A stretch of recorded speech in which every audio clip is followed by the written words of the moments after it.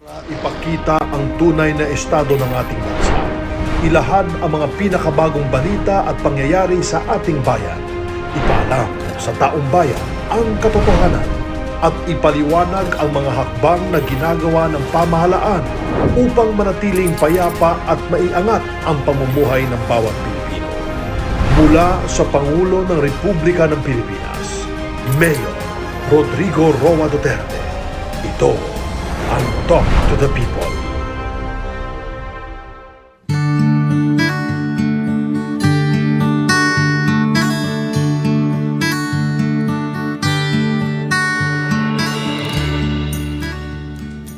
Good evening, countrymen.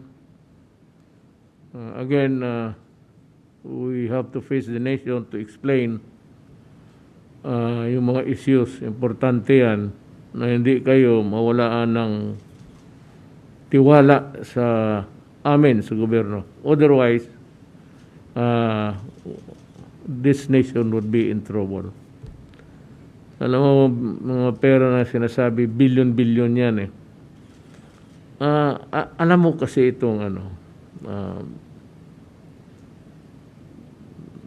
panggobyerno, talagang hindi mo perfect. We're trying very hard to really comply with the law because it is the law. Ang problema, the vagaries of governance, hindi mo talaga maalis yung minsan. Well, of course, outright corruption. Yung iba naman, negligence. There are so many factors, omission or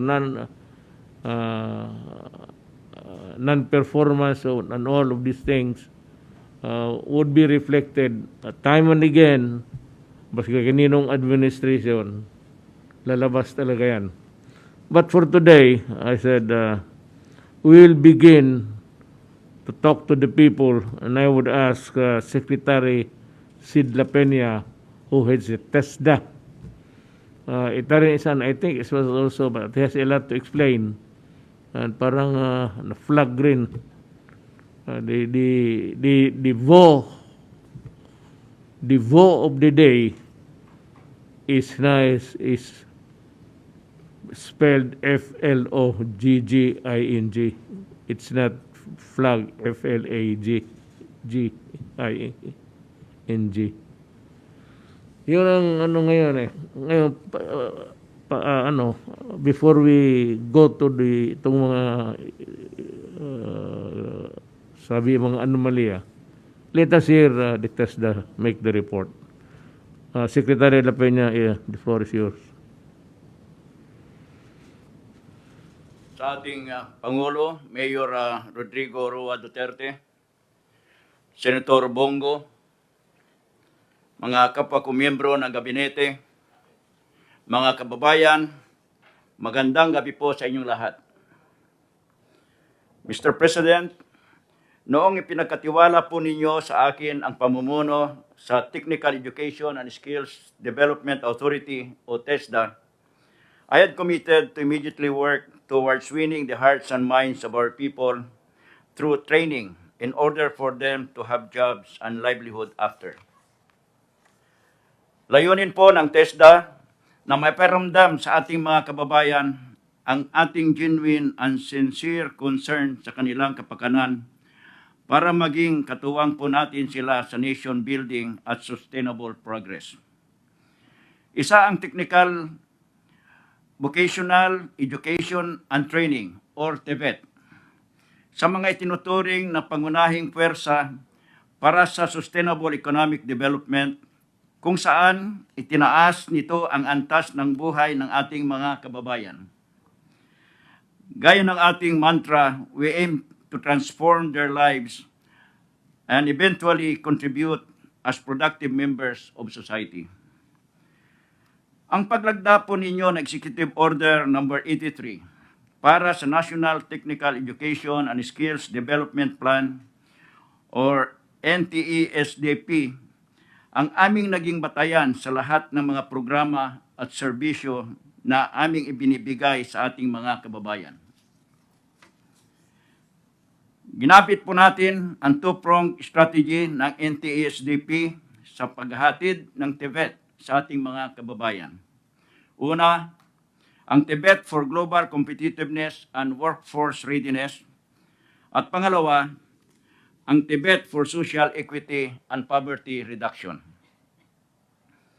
Sa pagsisimula ng aking pamumuno sa TESDA noong October 30, 2018, inilunsad po natin ang ating guiding principle, TESDA abot lahat. Ito ang direksyon na ating sinimulan upang mas mapalawak at mapalakas ang ating mandato.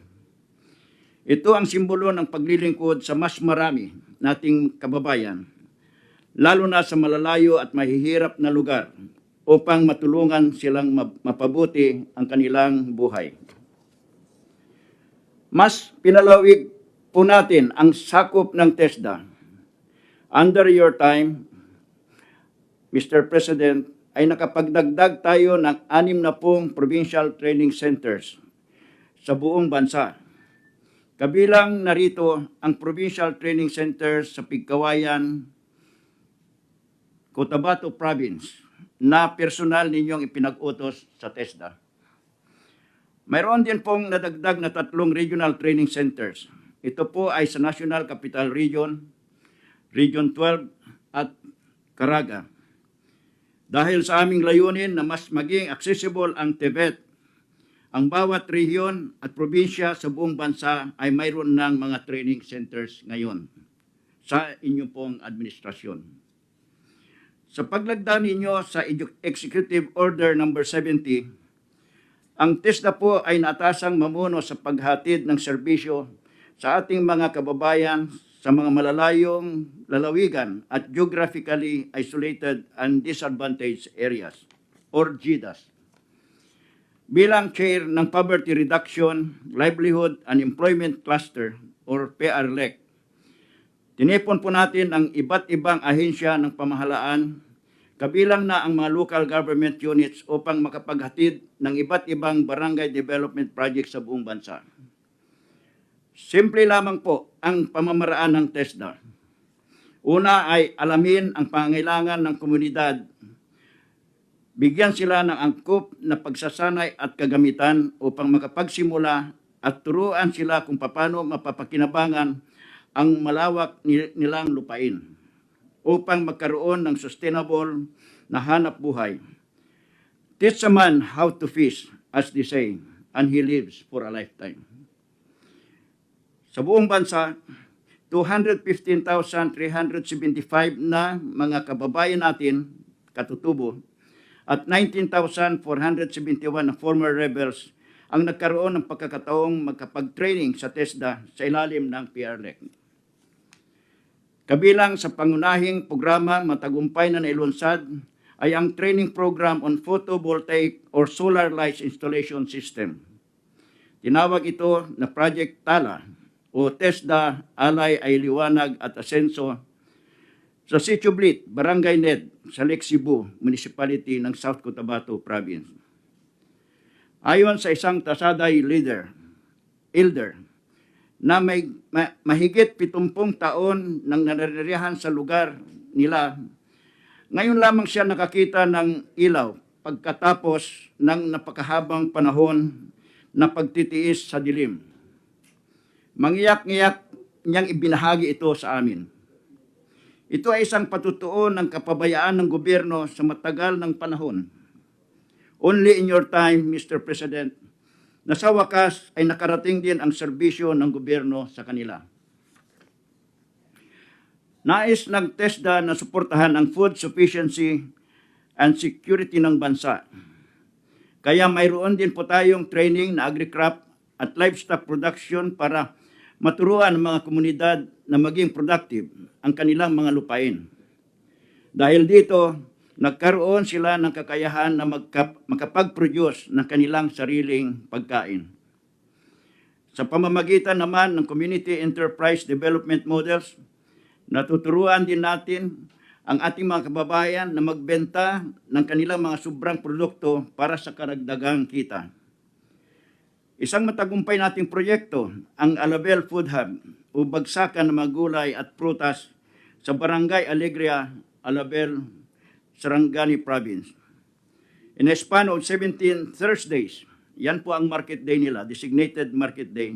Since its opening, nakapagtala na po ang ating mga kababayan na mahigit 800,000 pesos nakita mula sa food hub na itinayo ng munisipyo ng Alabel. Sa tulong ng TESDA at iba pang ahensya, nagkaroon ng training sa biomass feedstock production, power generator installation, at solar power irrigation system ang Ata Matigsalog Tribe sa sitio Site 4, Barangay Mangayon, Compostela, Davao de Oro. Nagkaroon na po sila ng alternatibong pagkukunan ng enerhiya at kasabay nito ay nagkaroon din sila ng pangkabuhayan dahil sila rin ang nagtatanim ng mga materyales na ginagamit para sa biomass power system na ito. Hindi na rin po problema ang patubig. Malaki ang kaginhawaang dala ng textbook skills sa mga taga-sitio Site 4 na dating tinatawag na munisipyo ng mga NPA.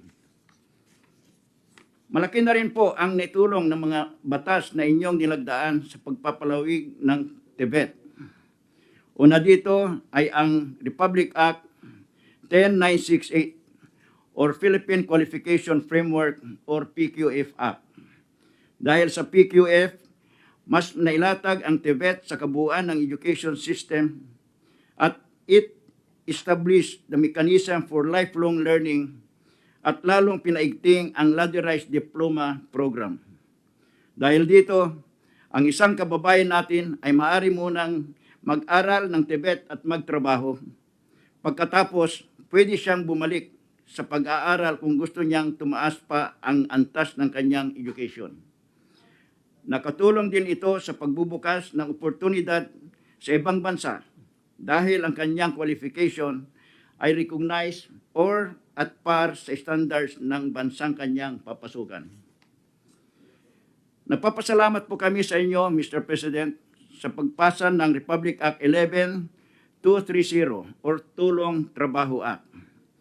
Sa ilalim po ng batas na ito, mas marami pong manggagawang Pilipino ang nabibigyan natin ng upskilling at reskilling, lalo ngayon sa post-pandemic recovery, upang matulungan natin sila na magkaroon ng bagong hanapbuhay at makabangon mula sa epekto ng pandemya.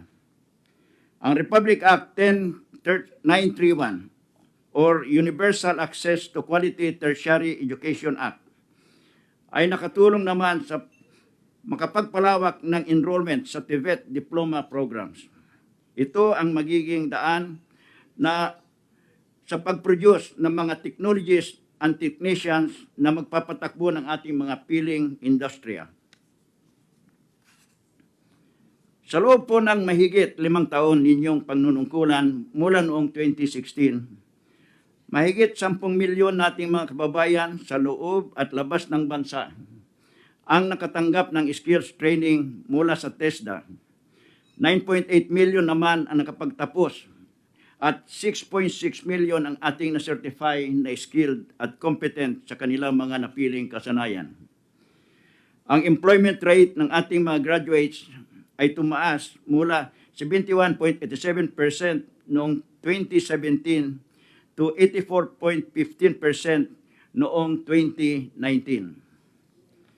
Noong nakarang taon, sa kabila ng pandemya, ay nakapagtalata pa rin po tayo ng 70.51% employment rate.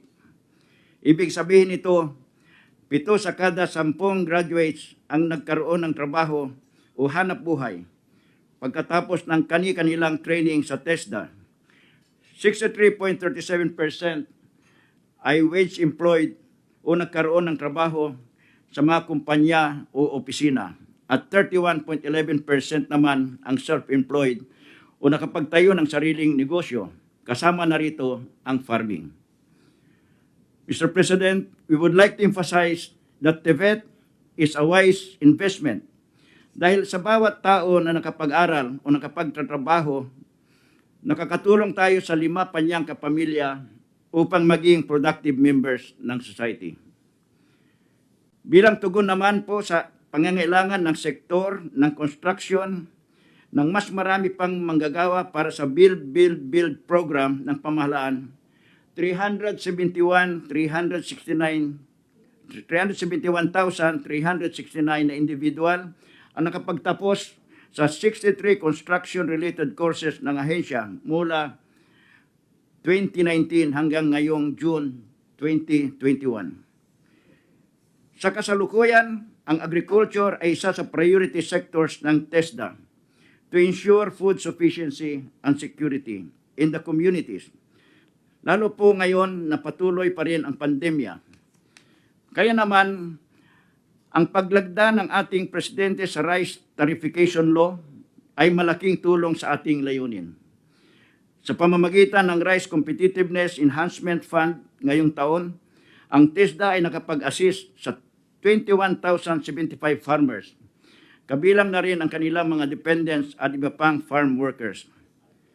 Under the Fund's Rice Extension Services Program, nakapag-establish po kami ng 301 farm schools na nagpapatupad ng iba't ibang programa para mapalakas ang produksyon ng bigas at madagdagan ang kita ng ating mga magsasaka. Sinabi nga ni Secretary Dar ng Department of Agriculture, malaking tulong ang mga Tibet agriculture-related trainings ng TESDA upang dumami ang ani at kita ng mga magsasaka. Sinisigurado rin ng TESDA na mabigyan na angkop at sapat na training ang ating mga textbook trainers. As of July 31 ngayong taon, nakapagtala po kami ng 21,214 certified trainers at sila din po ay proficient sa blended learning mode of textbook delivery na ngayon ay talagang essential sa ating new normal state. Sa katunayan, maging ang ating mga katutubo ay nabigyan na rin ng pagkakataong maging community TVET trainers. Ginagawa na po ito sa Davao, sa pamumuno ni Dato Benito Bailuanan ng Sitio Side 4, kung saan pinamumunuan niya ang pagsasanay ng kanyang mga katribo. Ang ating mga uniformed personnel din po mula sa Department of National Defense at Philippine National Police ay nabibigyan din ng trainers training para sila ay makapagkandak ng iba-ibang skills training sa lugar kung saan sila nakadestino. Ang training regulations ay napakahalagang parte ng ating textbook training programs. Ito ang basihan ng training upang masiguro ang kalidad ng ating mga graduates. Pinagting namin ang ating mga pakipag-ugnayan sa iba't ibang ahensya ng gobyerno, private companies, corporate foundations, and industry associations. Kaugnay nito, isinasagawa din natin ngayon ang area-based and demand-driven TVET upang mas angkop at masiguro na ang mga programa ng TESDA ay tumutugon sa tunay na pangangailangan ng ating employers and industry partners at masolusyonan na ang job skills mismatch. Bilang pagtugon sa ating guiding principle na TESDA abot lahat, nagsasagawa rin po ang TESDA ng iba't ibang assistance programs sa mga kababayan nating naging biktima ng mga sakuna, trahedya o mga kalamidad. Nagsasagawa po tayo ng training co-production sa mga komunidad na nasunugan upang makatulong na maibalik ang kanilang mga nasirang tahanan. Binibigyan din natin sila ng training sa ibang skill areas nang sa gayon ay mabilis silang makabangon mula sa trahedya.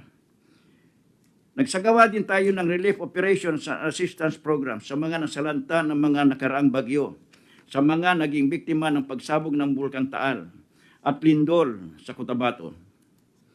Ang mga beneficiaries sa mga skills training na ito ay nakakatanggap din ng training allowance na 160 pesos kada araw na nakakatulong din sa kanilang pang-araw-araw na gastusin. TESDA's operational plan in response to the COVID-19 pandemic calls for the implementation of flexible learning in the delivery of TVET. Inasahan po natin na ang face-to-face classes ay patuloy pa ring apektado sa iba't ibang parte ng bansa. Kaya naman ang TESDA ay nag-transition na rin sa flexible learning delivery arrangements na kombinasyon ng blended, distance, online at face-to-face learning na pinapatubad depende sa community quarantine condition sa isang lugar. Nang magsimula ang pandemic sa ating bansa, mas pinaigting at mas pinalawig po natin ang ating serbisyo sa ating mga kababayan. Una po rito ay ang pag-expand ng ating TESDA online program mula sa 60 online courses. Mayroon na ngayong 103 online courses na libre para sa lahat. Mahigit 1.7 million kababayan natin ang nag-register sa TESDA online program simula nung community quarantine noong March 2020 hanggang July 2021. Ang TESDA online program ang naging katuwang natin upang ang ating mga kababayan ay maging produktibo noong kasagsagan ng community quarantine. Nagsagawa din po tayo ng mass production ng mga face mask at iba pang personal protective equipment at namigay tayo ng mga farm products at food packs sa ating mga frontliners at mga kababayan nating naapektuhan ng community quarantine restrictions. Mr. President, we believe that the true measure of the effectiveness of training is the transformation of the lives of textbook graduates. Narito ang iba't ibang kwento ng pagbabago at pag-asa ng ating mga textbook graduates mula Luzon, Visayas at Mindanao. Si Heron Tanglao, Tubong Tanawan, Batangas, ang una nating tampok. Sa gitna ng pandemya, kumuha siya ng kursong barista, NC2. Bukod dito, siya rin ay nagtapos ng Tourism Promotion Services sa TESDA. Bitbit ang kanyang determinasyon, tiyaga at barista skills. Ginamit niya ang kanyang quarantine bike at nilagyan ng sariling cart para magsilbing lagayan ng kanyang mga gamit sa paggawa ng kanyang produkto. Pagkatapos nito ay naging tuloy-tuloy na ang pagsikat ng kanyang coffee cart sa Batangas. Isa din sa mga naging successful na textbook graduate natin ay si Juminel Kutsaro, 23 years old, Tubong Tacloban, Leyte. Isa ang pamilya ni Juminel sa mga nasalanta ng bagyong Yolanda. Ito ang nagtulak sa kanya upang isipin ang kanyang hinaharap at maging matagumpay. Kung kaya siya ay nag-enroll sa TESDA ng Automotive Servicing NC1 hanggang sa NC4. Bunga ng kanyang tiyaga at galing, isa siya sa mga pinadalang delegado ng Pilipinas sa ASEAN Skills Competition noong 2018 at World Skills Competition sa Kazan, Russia noong 2019 at nakapag-uwi siya ng Medallion of Excellence sa parehong skills competition at isa rin siya sa Best of Nation Awards nitong nakaraang World Skills Competition. At ang pride ng Davao, si Ryan Cordova, kasalukuyang Lead Automation Control and Instrumentation Engineer sa Singapore. Graduate si Ryan ng Mechatronics Servicing NC3 at Industrial Automation sa Regional Training Center, Korean Philippines, Davao. Hindi naging hadlang ang kahirapan upang buuin ni Ryan ang matayog na hinaharap na gusto niya para sa kanyang sarili at pamilya. Suportado pa siya ng tatay niyang TESDA graduate din.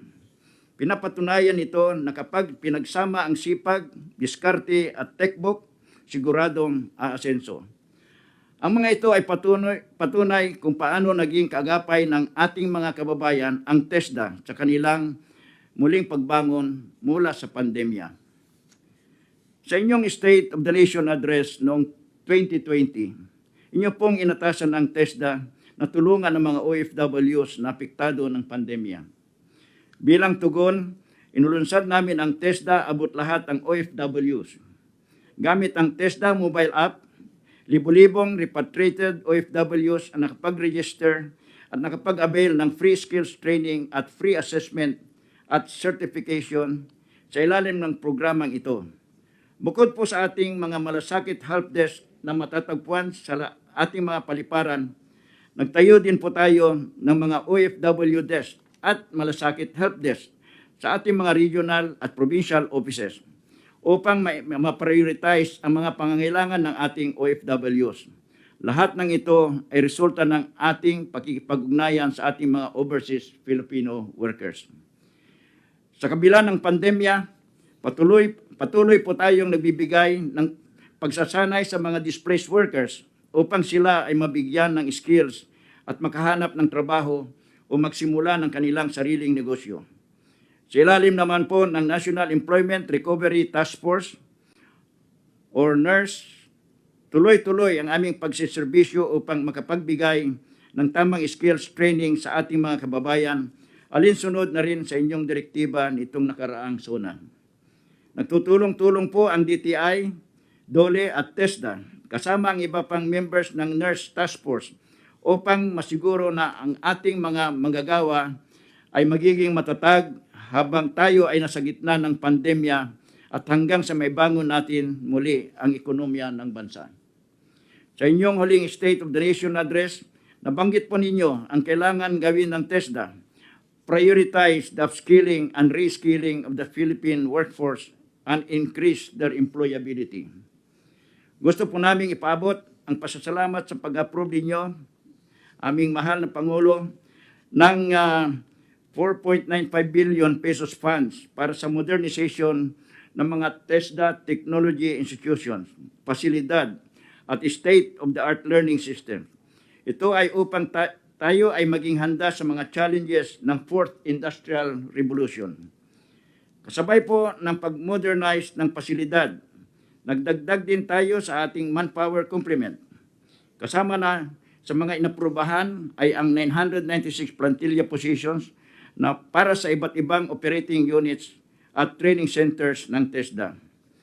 Dagdag dito ay nire-review po natin ang ating mga training regulations and standards, katuwang ang iba't ibang industriya upang masiguro na naayon sa pangangailangan ng mga employers ang mga training programs.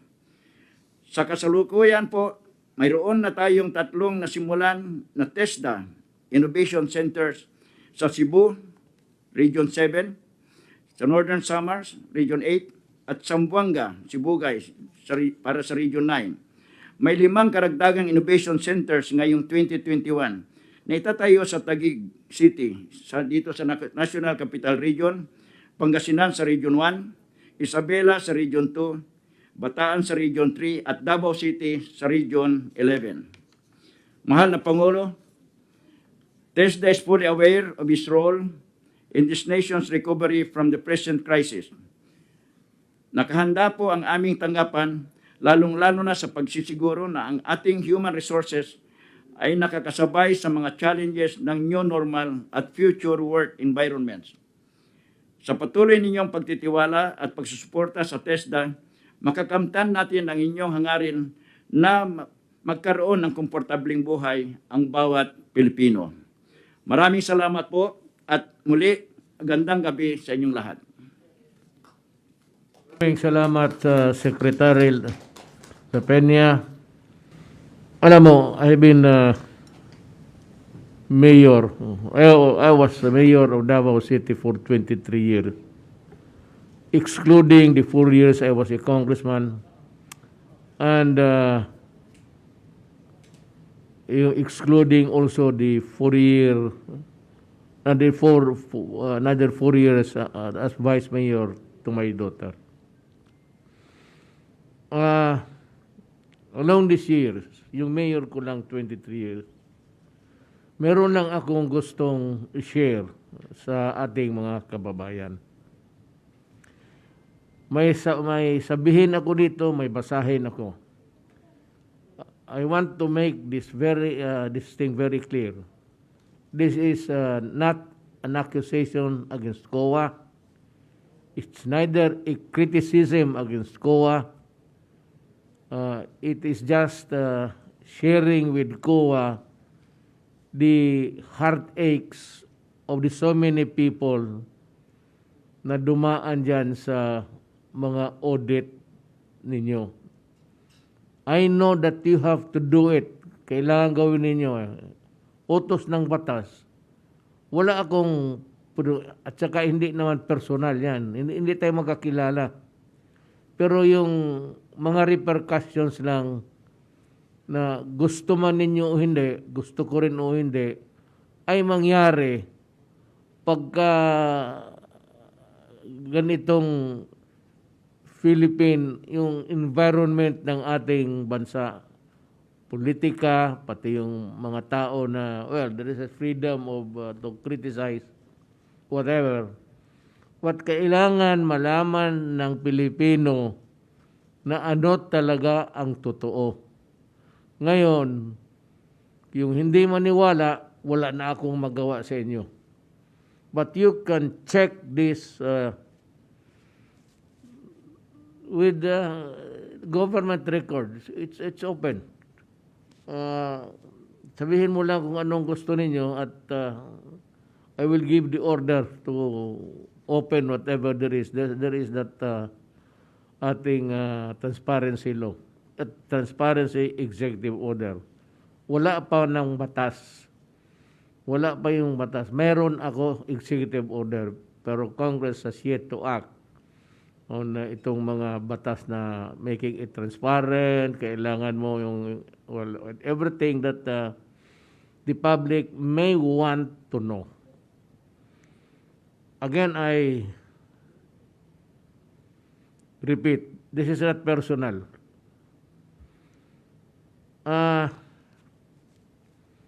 Pagka mayor ko, in the 23 years, there have been so many audit, araw-araw, buwan-buwan yan. But yung may mga transaction sa gobyerno na ganon, pinapakialaman ng kuha yan. Not because gusto nila, pero trabaho nila, alam ko. But as early as about when I was on the first term, meron kaming binili. Alam mo, ganito yung problema ng Pilipinas eh. I wanted to buy computers for my city government. For their use. Tapos noon, merong, I don't know why they have to do it. The less regulation, the less corruption. More regulation, more corruption. We were required to go to the National Computer Center to get their approval for a government local unit to buy. Kaya gusto ko sa panahon ko, alisin ko talaga yan. Bahala na ibalik na kung sinong susunod. I want less regulation. Yung pakialam ng mga regulators, dapat, hindi naman i-control. But this is what happened. They filed a case against me doon sa computers. Kasi hindi ako sumunod doon sa National Computer Center. Kasi ang gusto nila, kanilang brand, mahal. Pero isang computer corporation nag-offer, mas mura. Halos about, hindi naman one half. Pero mababa. So sabi ko, as a lawyer, hindi ako susunod. Why should I buy an expensive one when I buy 2 for 1 dito? Sabi ko sa kanila, hindi ako susunod. Yung pagka-abogado ko, sabi ko, basta alam ninyo. As long as you know, at saka nandyan yung mga computer. Alam mo, when I tried to, yung transaction, I wanted yung delivery kaagad. Alam mo, gano'n ako sakit ko. Pinaila nila ako ng kaso. Sabi ko, sabi nila na illegal gano'n. Sabi ko, ibahin ko. I will come up with another contract. Madali lang naman, wala namang final. Anak, yung audit na, alam mo, ang audit na yon umabot ng Supreme Court. I was exonerated on all counts. Pero ang nagastos ko, butit na lang yung mga abogado, mga kilala ko, Pero ang gastos ko, easily. Yung isang trabahanteng gobyerno na mademanda doon, gastos yan. Pagka mga treasurer, auditor, governor, milyon yan. Hindi ka magbigay. Abogado lang, tapos yung pabalik doon. You must be present during the... Pero ito hindi umabot sa talagang full hearing. I went up by certiorari.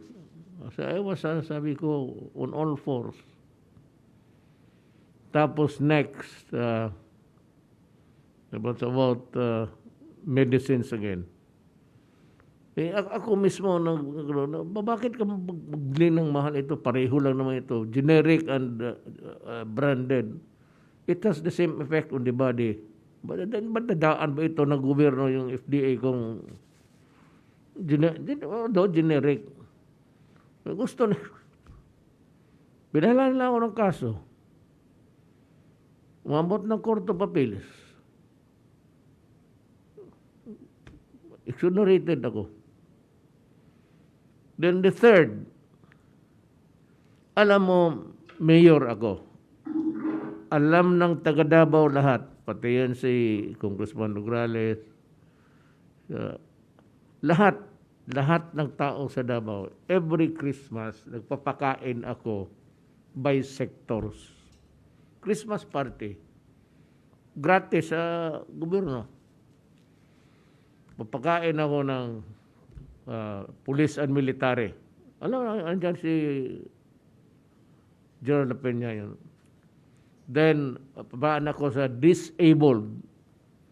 May pakain ako isang gabi for commercial sex workers. Biniblow out ko yan sila lahat. About mga 4,000. Tapos bigyan ko ng 1,000. Pero anong gobyerno? Basta audited na, basta alam saan lang pumunta ng pera. Ngayon, pagdating dito sa teachers, maraming teachers. Mas marami pa sa sundalo yan. Kaya nagpa-party ako sa kanila for 3 nights separate kasi hindi ma-accommodate ng isang not big enough. Alam mo, dinamanda ako ng kalaban ko sa politika, still around. Pinaila na naman ako ng kaso. Umabot na naman kami sa punta ako ng Supreme Court. And to think that mayor ako, at least kung makakaso ako, yung aeroplano, mag-official ka, trip ka lang,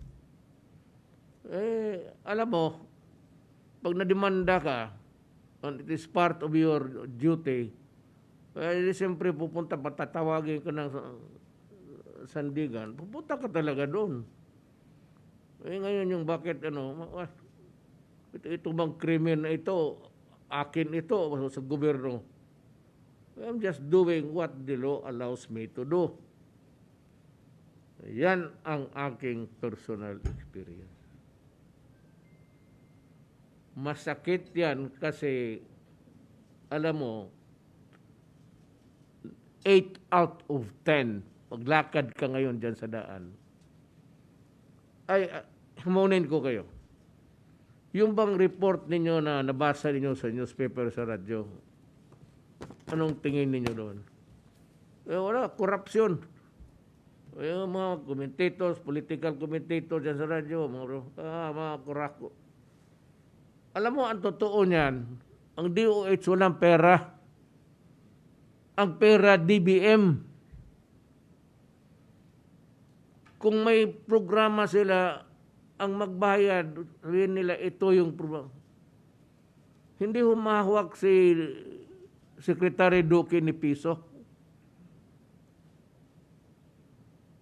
Pero the perception of the public is that when you are flagged as an FLOGGING.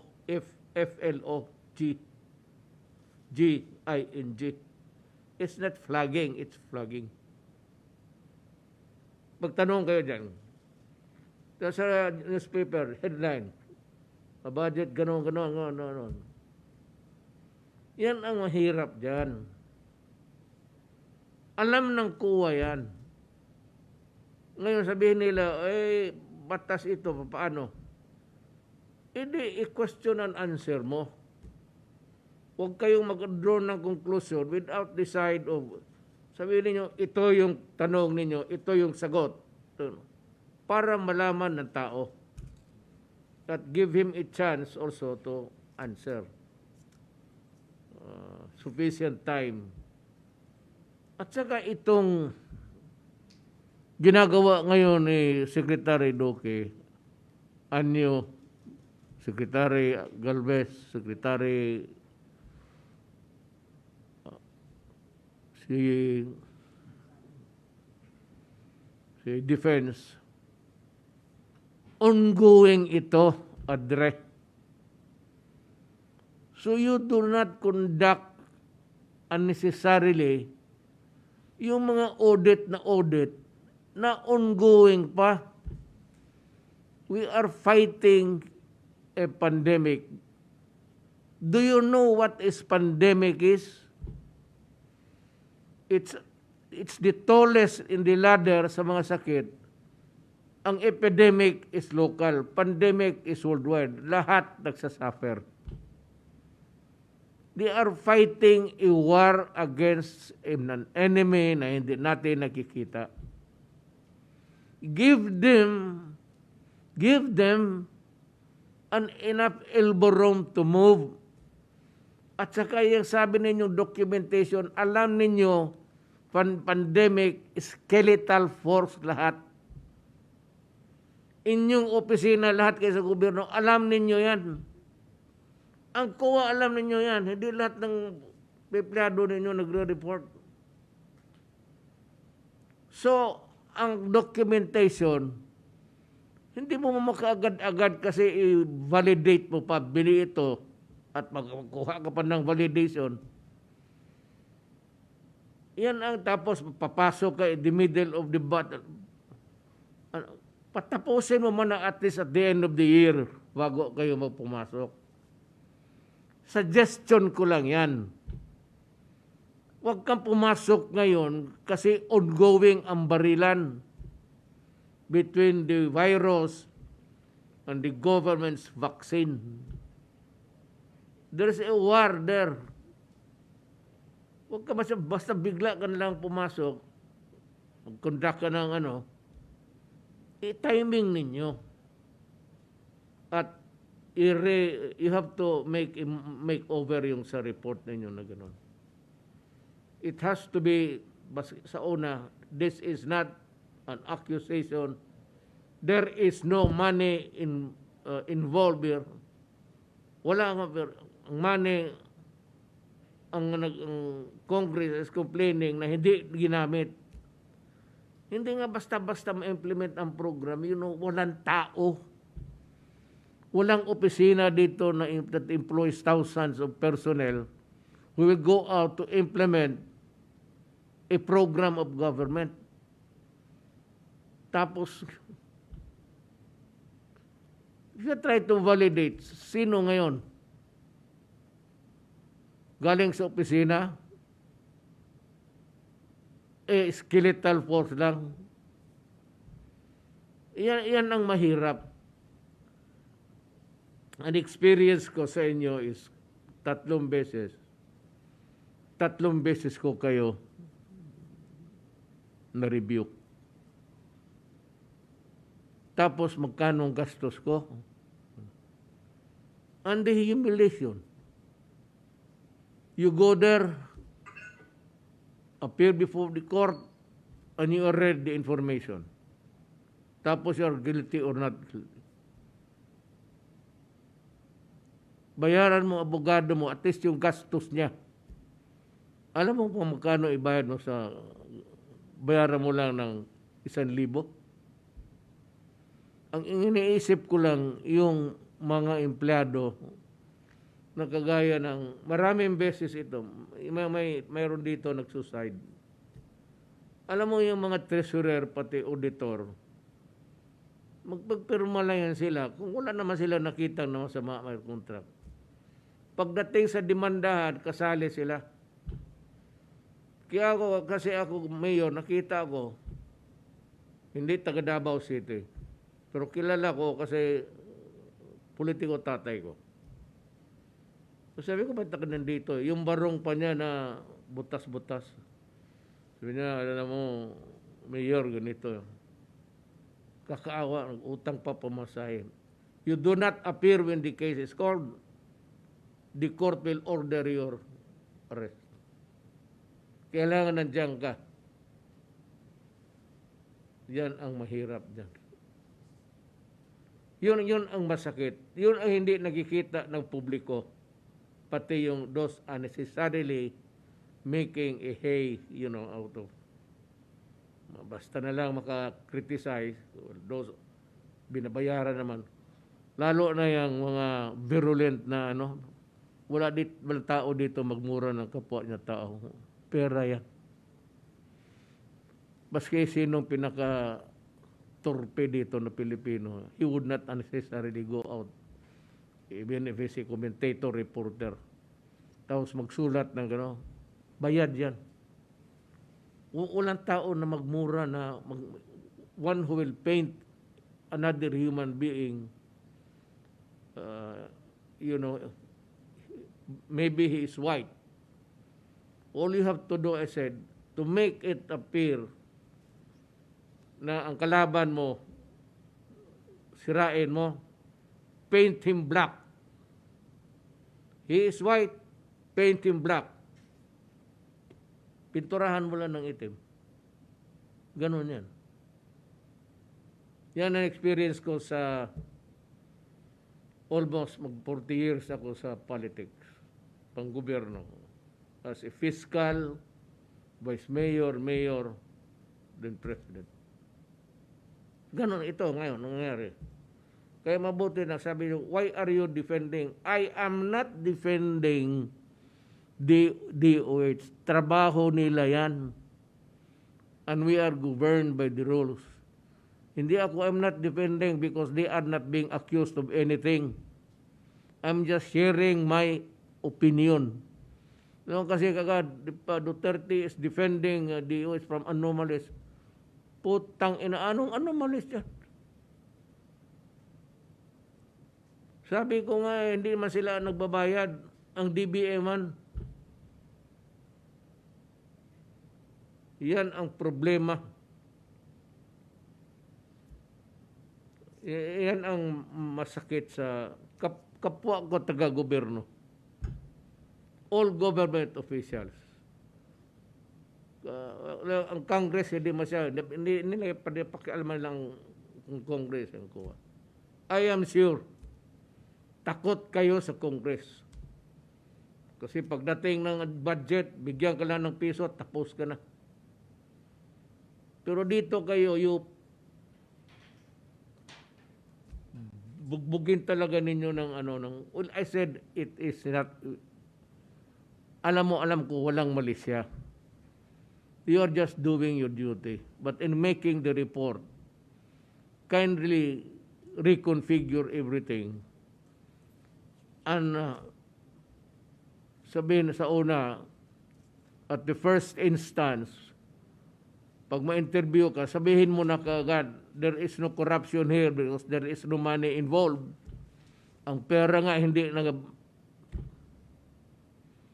na utilize. Gusto ba ni Duque gastusin niya lahat isang araw? Wala siyang programa na sufficient tao, 1,000 doktor, 10,000 nurses. Wala siya niyan. So anong gawin niya? Di kung ano lang ang kaya ng manpower ng opisina niya. Just like the military, kung papasukin mo sa isang lugar, alam mo na meron niyang 50 o 100 NPA, papasukin mo lang ng isang, alam mo, itong NPA, they can choose the time and place of where to attack. Itong military, hindi na alam. You have to rely on intelligence. Ganun yan sa, same sa trabaho. Pagsabi, but unspent, ba't hindi nyo, ito si Duque, naiwan. Bakit niya ginastos? Maraming programa. Alam ko, presidente ako. Ngayon, can he implement it? He can. But at what cost? Inadequate and unsatisfactory performance. Kasi wala ng tao. Bigyan mo si Duque ng 1,000 doktor, wala na tayong problema dyan.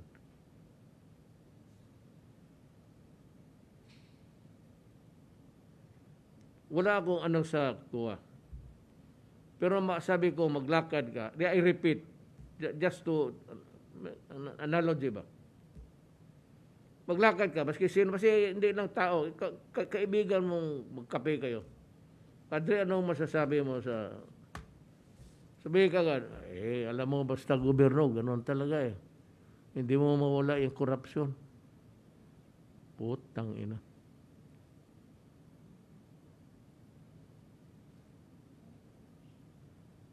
Kaawa naman yung mama. Gusto nila, do you want me to fire Duque, Secretary? Gusto mo paalisin ko? Give me a reason bakit ko paalisin. Ikinuha ko yung tao nakiusap eh.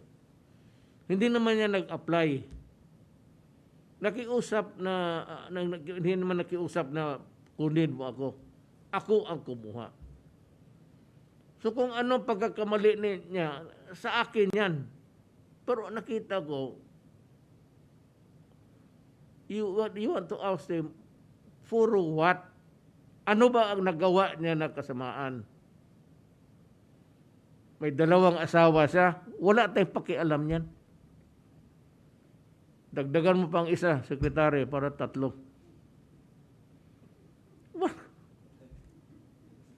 Ang alam dito is just corruption and dereliction of duty. Yan.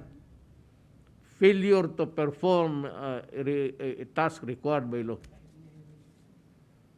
So I have to make some suggestions, but I'll go straight to what I intend to communicate to our people about the recent issues of 𝐂𝐴's audit reports on DOH and other agencies under the Executive Department, as well as my earlier reactions. I know it has drawn so many criticism, and tonight I would like to set the record straight once and for all. I am not prepared to. I would be doing a great injustice. Alam mo bakit? Ako ang kumuha, and is performing. Pag pinaalis ko yan si Duque, lifetime sabihin yan. Alam mo, pinaalis yan dahil may corruption sa ano.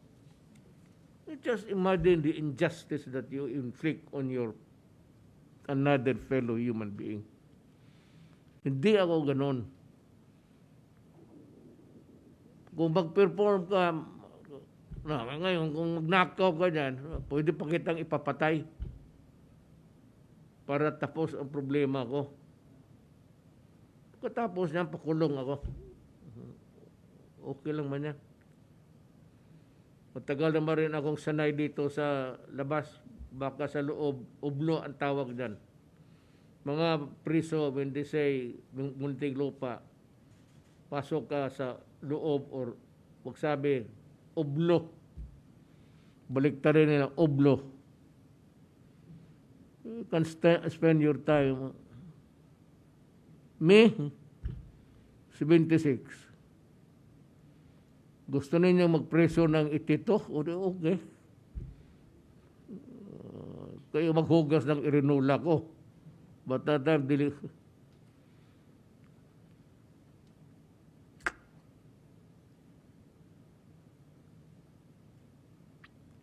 an audit report by 𝐂𝐤𝐻 is made on an agency's financial statements with observations and recommendations. Yan ang observation. If you will carefully read through their audit, you will see that after every observation, it is followed by a recommendation that provides for compliance and allows the audited agency to rectify, deficiencies. This means that the agencies concerned are given not only time but also the opportunity to comply. Ganang gawin nyo kung anong kupag-kukulang. Even 𝐂𝐤𝐻 has clarified that an official statement dated August 16, which said that the report itself does not mention any findings by the auditors of funds lost to corruption. Hindi mo alam ito ng tao. Alam natin kami sa gobyerno, ako, kasi cabinet member. Alam ng tao yan na mayroon ito. Wala yan, hindi yan nilalagay. You know what? Meron akong gustong sabihin, nakakalimutan ko. Pero, something like, kakaawa ang lahat naman nagpa-flag na flag. So, at the outset na, sabihin na ninyo kaagad, kung may tanong kayo, I know that it is not a sub rosa thing, but you are not also allowed to make your comments in public. But somehow you can maybe just make the i-public na lang ninyo, mas mabuti pa. Then underlining nyo, the report itself does not mention any findings by the authors of funds of loss to corruption. Baski yan na lang ang unang sentence ninyo. Pero ngayon, yung magnanakaw talaga totoo, upakan ninyo Go ahead. Go for his neck. He deserves it. Pero ito naman ganito na klase na wala talaga. Alam mo, paglabas nito, kaya nga, if I will dismiss or oust or whatever you want, whatever adjective that you want to, anong gawin ko sa tao? Sabi nila, against all, okay. Ako, baski buong Pilipinas, plus kayo, ako minus. Mag-isa ako. I can go down, but with my values and principles intact. Prinsipyo yan Hindi yan, wala si Duque, he's not even a campaigner. He was not even there during the elections, sama-sama. But, fairness is kailangan. At ako yung tao na hindi. Ngayon, kung talaga, sabi ko nga sa military pati police, ito ang order ko, go for the criminals. Destroy their apparatus. Then I go public. You know guys, sa itong droga, you will destroy my country. You will render my country inutil. If you do that, I will kill you. If you destroy the young, ang mga anak namin, inasahan namin. Kasi puro tayo mahirap dito. Totoo lang, ang milyonaryo nakaupo dito, si Duque.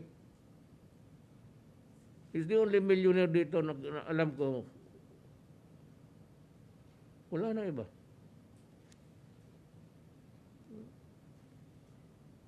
Yan ang So,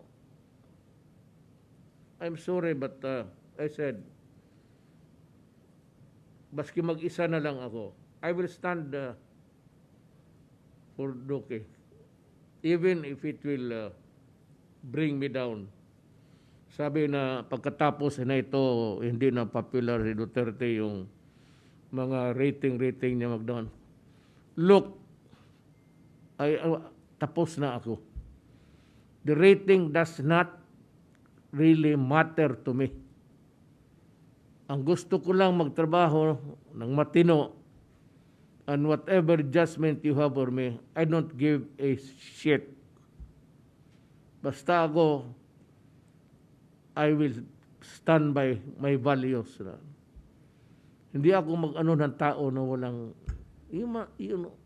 for all times na yan, si Dugi, dating ano yan, pinaalis sa gobyerno dahil ng anomalya. Kung gawain ko sa inyo yan, or if it is done to you by in other times and other places, maligayahan kayo. Yung mga critics, gano'n. What have you really gained from destroying the reputation of a person? Alam mo, ang reputasyon, mahalaga yan.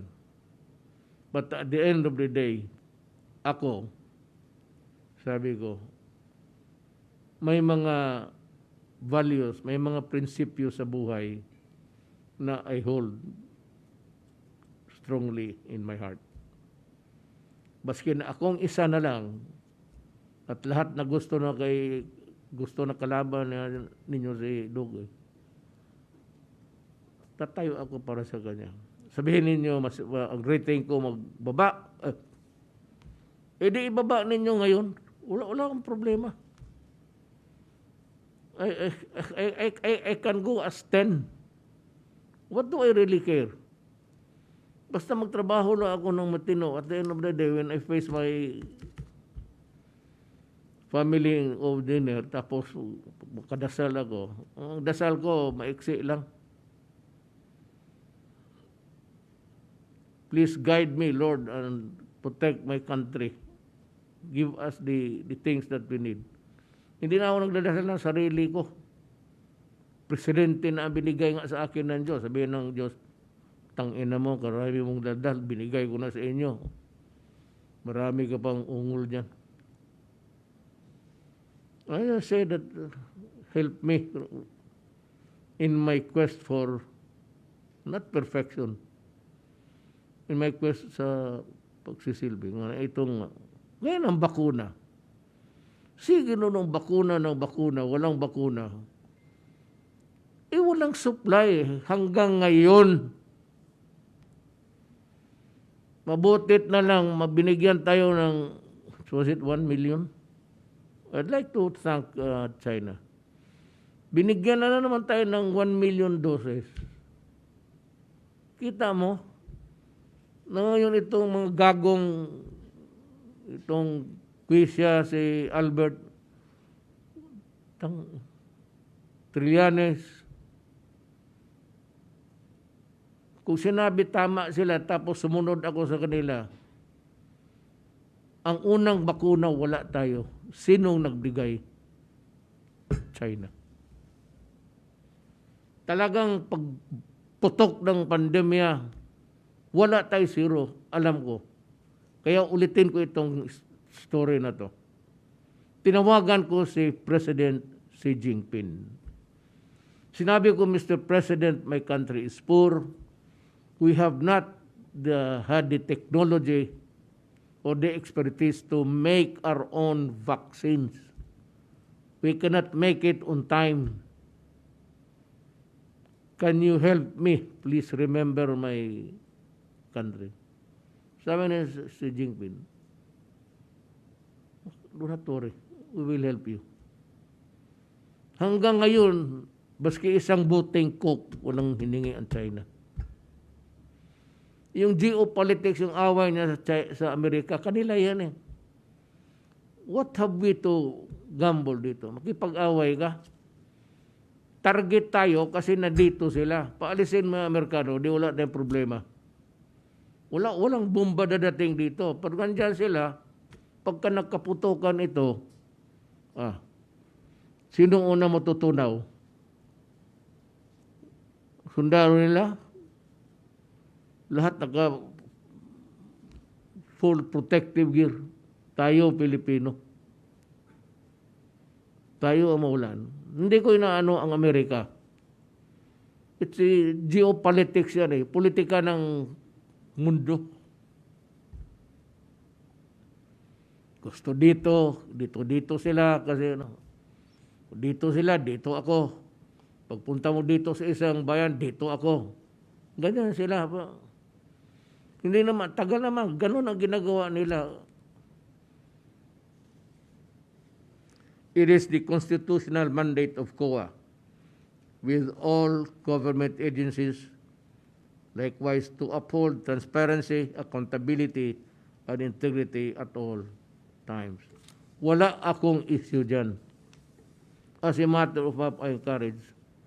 Ang sinasabi ko lang, ito si, yung Heidi Mendoza. Nandiyan naman siya noon nang demanda ako. Many times over. Ngayon, sabihin ninyo na huwag naman ninyong siraan yung na-demanda dahil sa report ninyo. No one would like to appear an hero here. You want to be a hero at the expense of another soul. Buti na lang kung tama kayo. Ngayon, tama ba ninyo? Sinabi ko na nga eh. Abogado ako. Hindi naniwala ang kuwa. So, they made the report. Eventually, naging issue, ginamit sa akin, umabot ng Supreme Court. Teachers meal. Lahat dito sa Davao, alam, tanungin mo ba sino? Nagpa-party ako sa lahat ng tao. Sa mga tribo, indigenous people, lahat. May panon, pare, pati mga evangelists, lahat. May party yan gabi-gabi. Magkano? Milyon. Milyon na naubos niyan. Pagkain lang. Kaya yung iba naman, yung mga disabled, binibigyan ko ng 1,000 kasi yun mga commercial sex workers. Kasi hindi makapaghanap buhay. Nagpaparte. So tinawag mo, halika rito. Mga street walkers. Ika nga.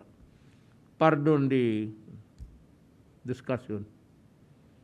Kaya pag uwi nila, mga singer, yung mga comedian sa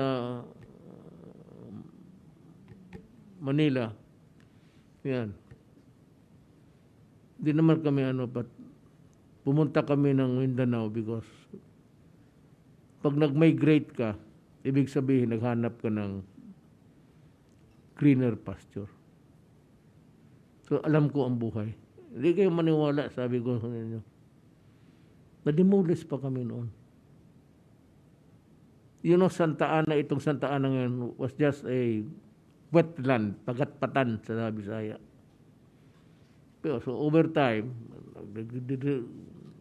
develop, tinatambakan yun. That is what Davao is today.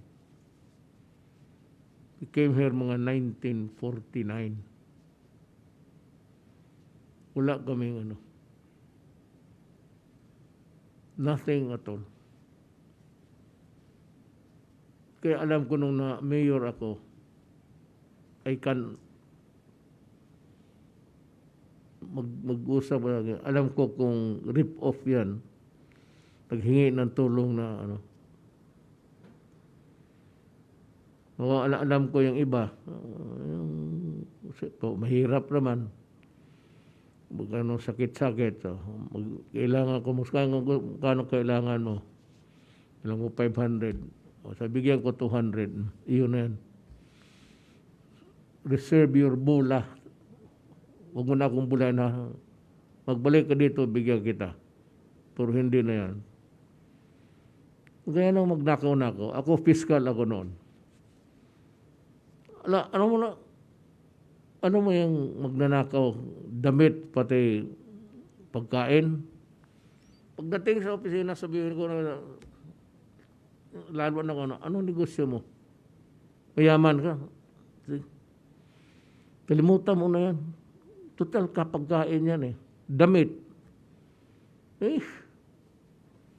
Kung ayaw, sige, bayaran ko, ako magbayad. Magkano yan? Sabihin mo 100, ito, 50. Okay na, dismiss ko yung kaso. Dinidismiss ko talaga. Pag kayong mga lalo na mahirap, magnakaw ako, nanakawan ako ng damit, nakita ko pa suot-suot ng gago. Merong ano noon, tatay ko punta ng Manila, there was a popular department store, no? Soriente Santos. Meron Soriente Santos department store. Kaya hindi sa mahal, kung hindi doon binili. Kaya ninakaw ng buang, alam ko na kaagad akin yon. Tinignan ko na lang, nagsasayin ng sapatos din sa... Pakialaman mo pa yun.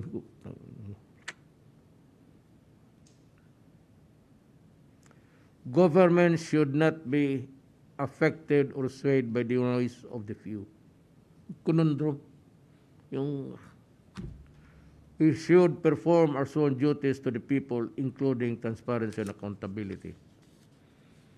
If you think that these events surrounding the audit reports on various agencies under the executive department will distract us from our mission to save our people, then you are wrong. I am committed to leading our nation out of this pandemic with the help of frontline institutions so that we can be victorious and ready for a bigger future. Unahan na lang kita. May pera man, sabi nga ng ano, pera yung obligated na, yung sabihin ko kung merong ibabayaran lahat, yung nagrereklamo yung frontliners about their allowances, about whatever, pati itong mga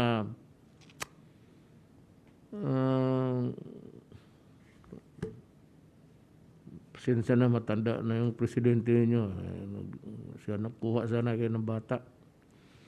Itong volunteers na magbakuna, sabi ko kay, I am now ordering, this is an order, Secretary Duque, bayaran mo. Use whatever money there is. Bayaran mo yung hinihingi ng mga nurses. Both in government and those outside of government na volunteers. Ito mga bayaran mo. Kung wala kang pera, gastusin mo lahat yung ano dyan. I'm ordering you to use every money there. May ako left out sa notes ko. Several personalities have reacted to my statement about protecting Duque and the idiots. To all of them, I have to say, you are just adding more noise to the already difficult situation. I want our agencies to rather focus on our response against the pandemic. Government should not be affected by... Lahat kayong nasa gobyerno, huwag kayong makinig. Alam mo, sa totoo lang, at the start of the pandemic, if you know what the word is, it's a worldwide contamination. Ang order ko sa DOH, sabi ko, magbili kayo ng ano kung bilihin ninyo, dispense with the bidding. Yan nga ang order ko noon eh. Ay, hindi nga nila sinunod, nag-bidding nga eh. Ang order ko talaga, because ay pandemic eh. Ang hawaan, mabilis na. It was spreading like a wildfire. So my order to Duque is still there. Sabi ko, kung anong bilhin mo, balihin mo na, wag mo na i-bidding, diretso na. Sabihin mo, upon my order. Pero hindi niya sinunod, nag-bidding. Hindi ko alam, nag-bidding pala talaga sila.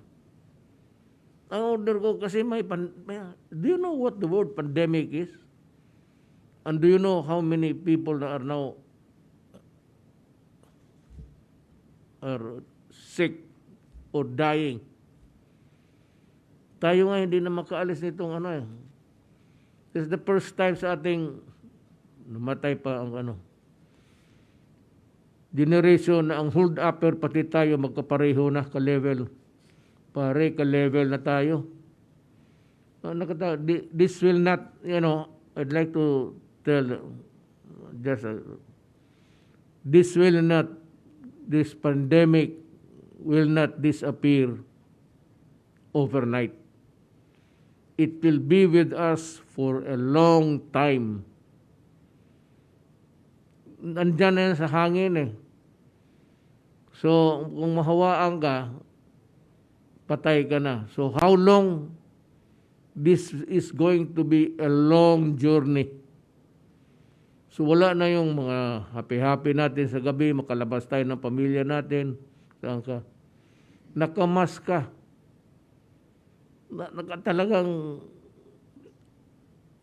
you have to, somebody wrote something, parang I will borrow the phrase. You just have to learn to live with it. Ngayon pa lang matuto ka na ganito na talaga ang buhay natin. Otherwise, if you are reckless, then so Secretary Roque, ipagbili mo yung departamento mo, marami ang bili niyan. You can sell the department of the DOH para yung pera, bayaran mo lahat para wala ng ano. I'm ordering you, that's an order. Bayaran mo lahat yung ano nila, yung I cannot express it in Tagalog. Pang direklamo nila. Kasi totoo naman eh. So, I know that bayaran mo, it is upon your request to the DBM. Hindi ikaw ang magkuha dyan sa bulsa mo para ibayad mo, correct? So, yes, sir. I would like now, itong naghawak ng pera or authority for us to spend, DBM, I'm giving you 10 days. Wala kayong personnel, borrow from other agencies or from saan. Pagkuha kayo ng mga empleyado, maghiramanin yung tagakuha para bigay mo yung pera kay Secretary Duque tapos bayaran niya. Walang hinahawakan niya si Secretary Duque na pera. Sige, ikaw na sir. Magandang gabi po, Mr. President at mga kasama ko po sa kabinete, Senator Bongo at higit po sa lahat ang ating po mga kababayan. Papakiusap ko lang po sa Secretariat kung pwedeng ilabas lang po yung updates on health workers benefits under Republic Act number 11494 or the Bayanihan to Recover as One Act. Can we have the slide please for my presentation? President, yung RA 11494 or the Bayanihan to Recover as One Act, ito po ay ang mga benepisyo na ibinibigay po ng ating gobyerno sa mga healthcare workers. At dito po sa first column, ang mga iba't ibang klaseng mga benepisyo. Yung actual active hazard duty pay or AHDP para po sa mga public healthcare workers. Yun naman pong COVID-19 Special Risk Allowance or SRA para naman po ito sa public and private healthcare workers. Yung pangatlo pong benefit item, accommodation, transportation, meals para din po sa public and private healthcare workers. Meron pa pong kasama, batay po sa inyong kautusan, na magbigay ng life insurance para din naman po sa public and private healthcare workers. At ang COVID-19 sickness and death compensation na kung saan ang mga healthcare workers natin na meron pong mild or moderate, binibigyan po natin ng 15,000 piso at doon naman sa nagkaroon ng severe or critical ay binibigyan po ng 100,000 pesos Samantalang yun naman pong may pumanaw, yung pamilya po ang makakatanggap ng 1,000,000 piso. So, balik ko lang po doon sa actual hazard duty pay. Ang particulars po nito ay ang binabayad 3,000 month covering the period of September 15 to December 19, 2020. Samantalang yung pong SRA, ang formula po rito, ang bayad nila 5,000 per month at ang period covered September 15 to December 19, 2020. Ngunit ito po ay na-extend natin until June 30, 2021. Yun naman pong mga related issuances are in support of the implementation of this Republic Act number 11494. Meron po tayong mga issuances, OP, Administrative Order, para sa actual hazard duty pay, ang 𝑑𝐓𝐕𝐌 Joint Circular. Ang ganoon din po, makikita ninyo, hindi ko na po iisa-isahin, ang ibig sabihin lang po nito, malinaw po ang atin pong mga panuntunan para po maibigay ang kanila pong mga benefits. Next slide.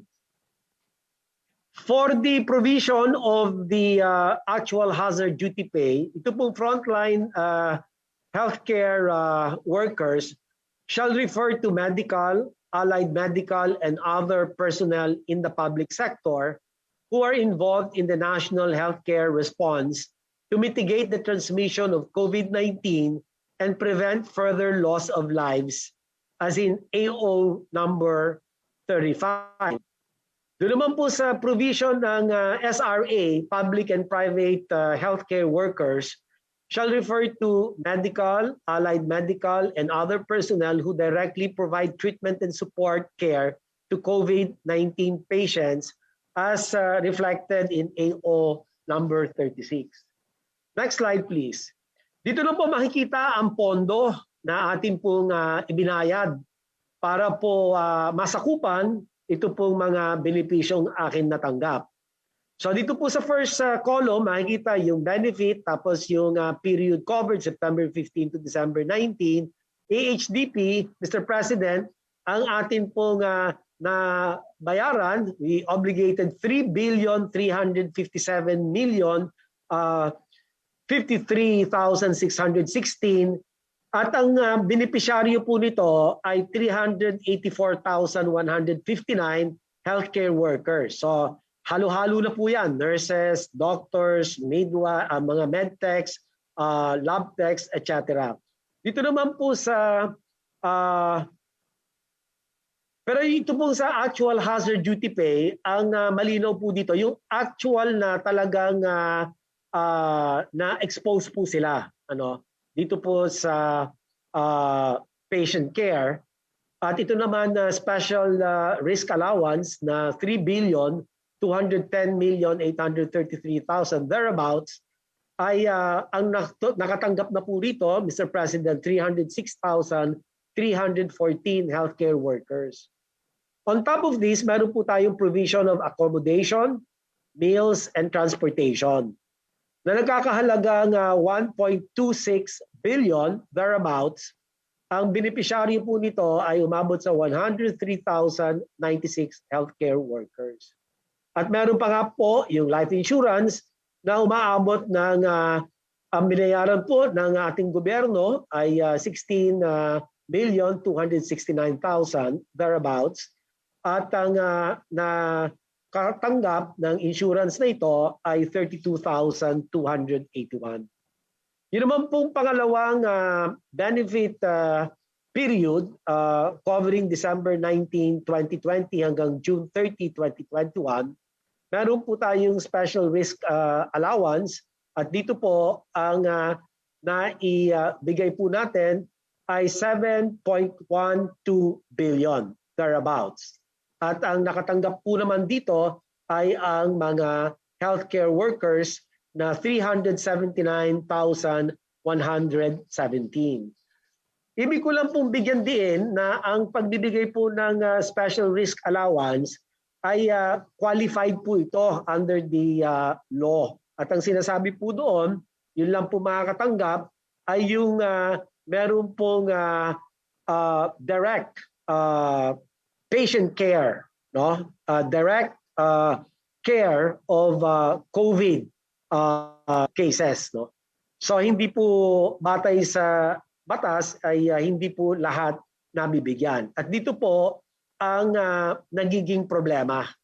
Kasi marami pong mga healthcare workers na nagrereklamo at sinasabi nila sa isang hospital, halos para-pareho na exposure namin dyan dahil may mga COVID dyan. At dahil ho rito, Mr. President, ay minabuti po namin na kung hanggat sa maaari, nung nagkaroon po ng hearing sa Senado at ang Chairman Mike Aguinaldo ng COA, ay pag-uusapan po kung paano magkaroon ng liberal interpretation na parang hindi lamang po yung mga patients who are directly caring for COVID cases, kundi pati na rin yung mga iba ay dapat makatanggap. Dahil mahirap nga naman pong patunayan sino nga ba yung directly na nangangalaga. Halimbawa, janitor, pumunta sa loob ng isang kwarto ng pasyente, naglinis. Ayan ba ay patient, meron bang direct exposure yan doon sa COVID case? So, napakamasalimuot, napakamahirap. Kaya ang gusto nga po ng Senado sa hearing po namin noong isang araw at saka si Chairman Aguinaldo at sinang-ayunan ko naman po ay sana makagawa rin sila ng amyenda sa batas para mas liberal ang interpretation at lahat hanggat sa maaari ay makatatanggap. Because of this, Mr. President, ay ibig ko rin pong idagdag na yung pong mga ibang healthcare workers na nagreklamo mula po sa mga private hospitals dahil nga sa di umano hindi sila nakatanggap ng kanilang special risk allowance. At nagkaroon po ng budget request ang Department of Health sa DBM at matapos po mag-expire ang Bayanihan 2 funds ay ang DOH po ay patuloy na tumatanggap ng mga listahan ng mga eligible healthcare workers para po makatanggap ng SRA. Ito po ay galing sa mga iba't ibang ospital. Mga private po na mga healthcare workers ang karamihan po dito. Noong pong last August 13, ang DOH po ay sumulat sa DBM at maiging na maganda naman po andyan si 𝐓𝐞𝐥𝐞𝐬𝐲 na Kanda at kami po ay humiling. We requested for additional 311 million thereabouts, 311 million pesos to cover payment of additional SRA that would benefit more or less about 20,156 additional healthcare workers. At nung Agosto, ika-19 ng Agosto, ang DBM naman po ay tumugon doon sa aming pong kahilingan at sabi niya, mag-submit kayo ng additional documents para kanila pong ma-evaluate yung request.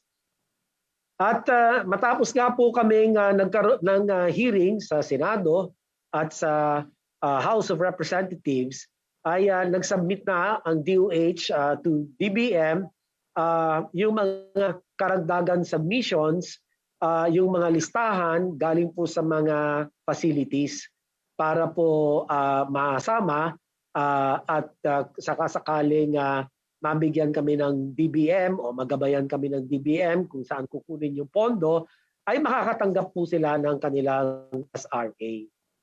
Yung pangalawang issue po, Mr. President, ay yung naman extension of mga contract of vaccinators. Tama po kayo, binanggit niyo kanina, kailangan po talaga natin ng mga bakunador.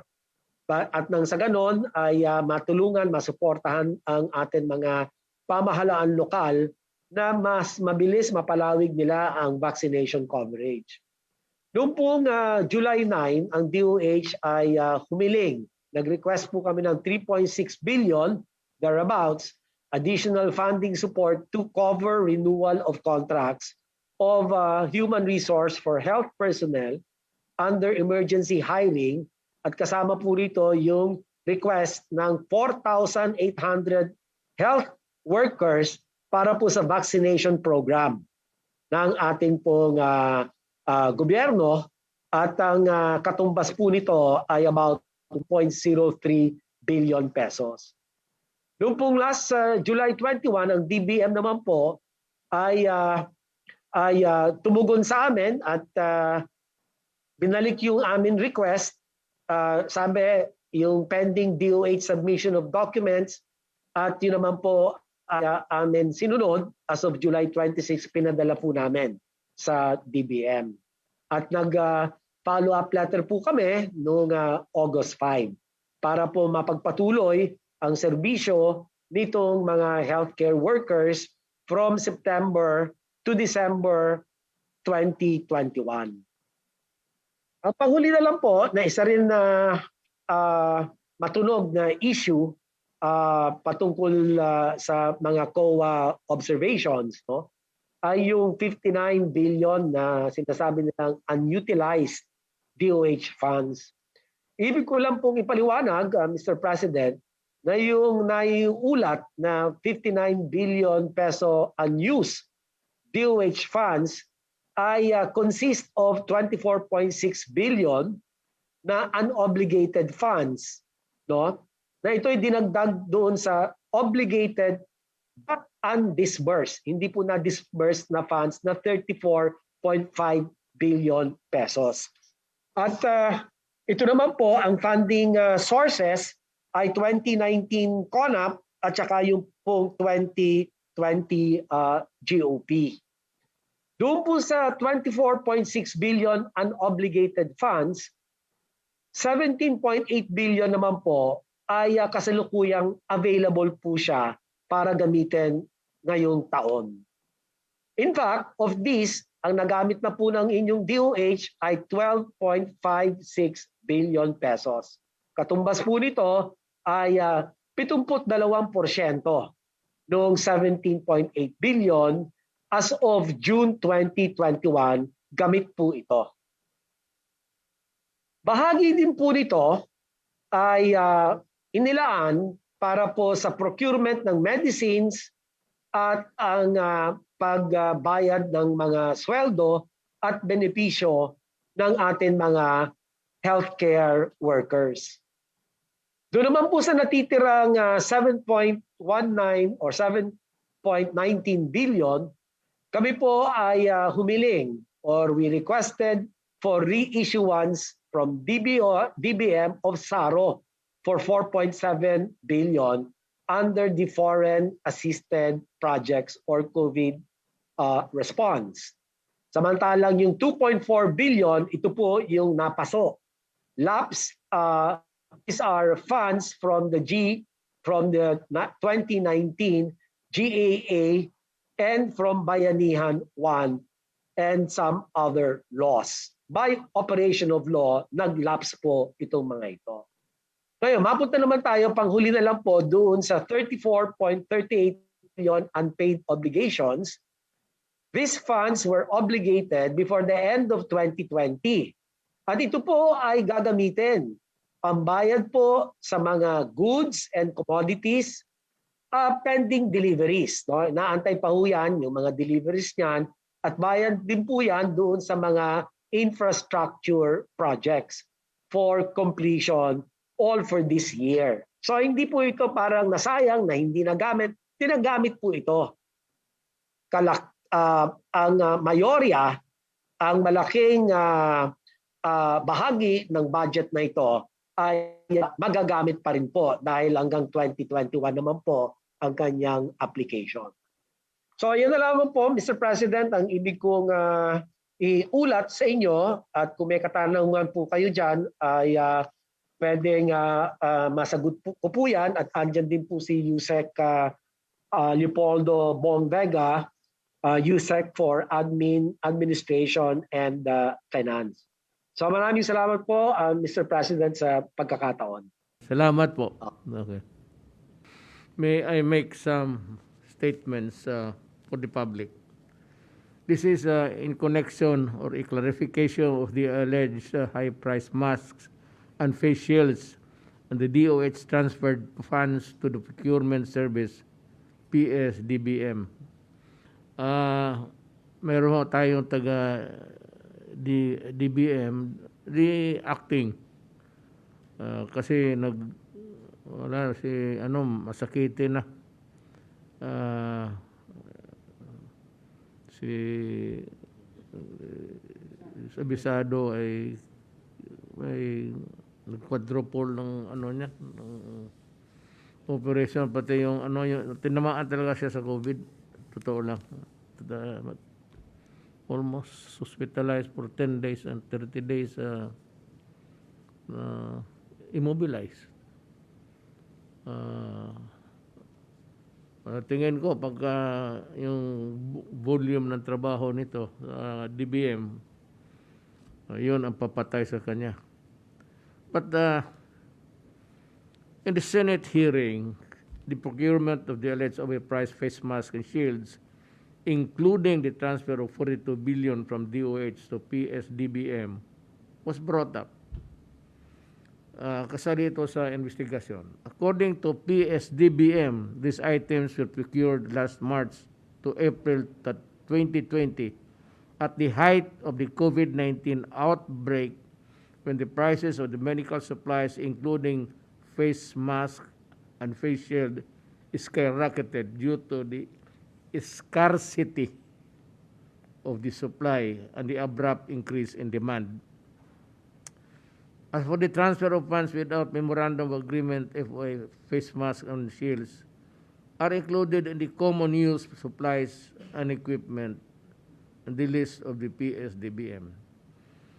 Under the Administrative Order Number 7, Series of 2011, in relation to Section 53E RA Number 9184 of the Procurement Reform Act, government agencies are required to procure CSEs directly from PSDBM. Moreover, under Government Procurement Policy Board Resolution Number 2019, dated October of 2018, government agencies are required to deposit cash funds with the BSDBM for their CE requirement, without the need of a MOA. Now, let me just, I think I remember,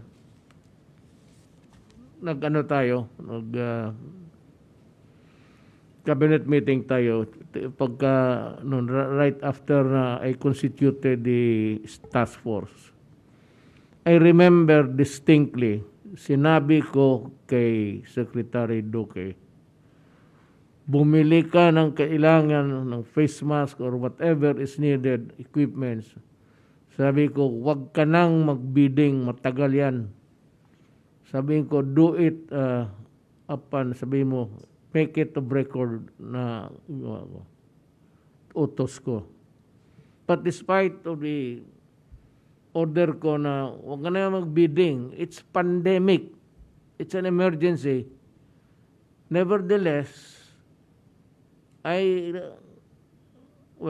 knew later on that dumaan pa rin sa bidding si Secretary Duque. So, he was just being careful.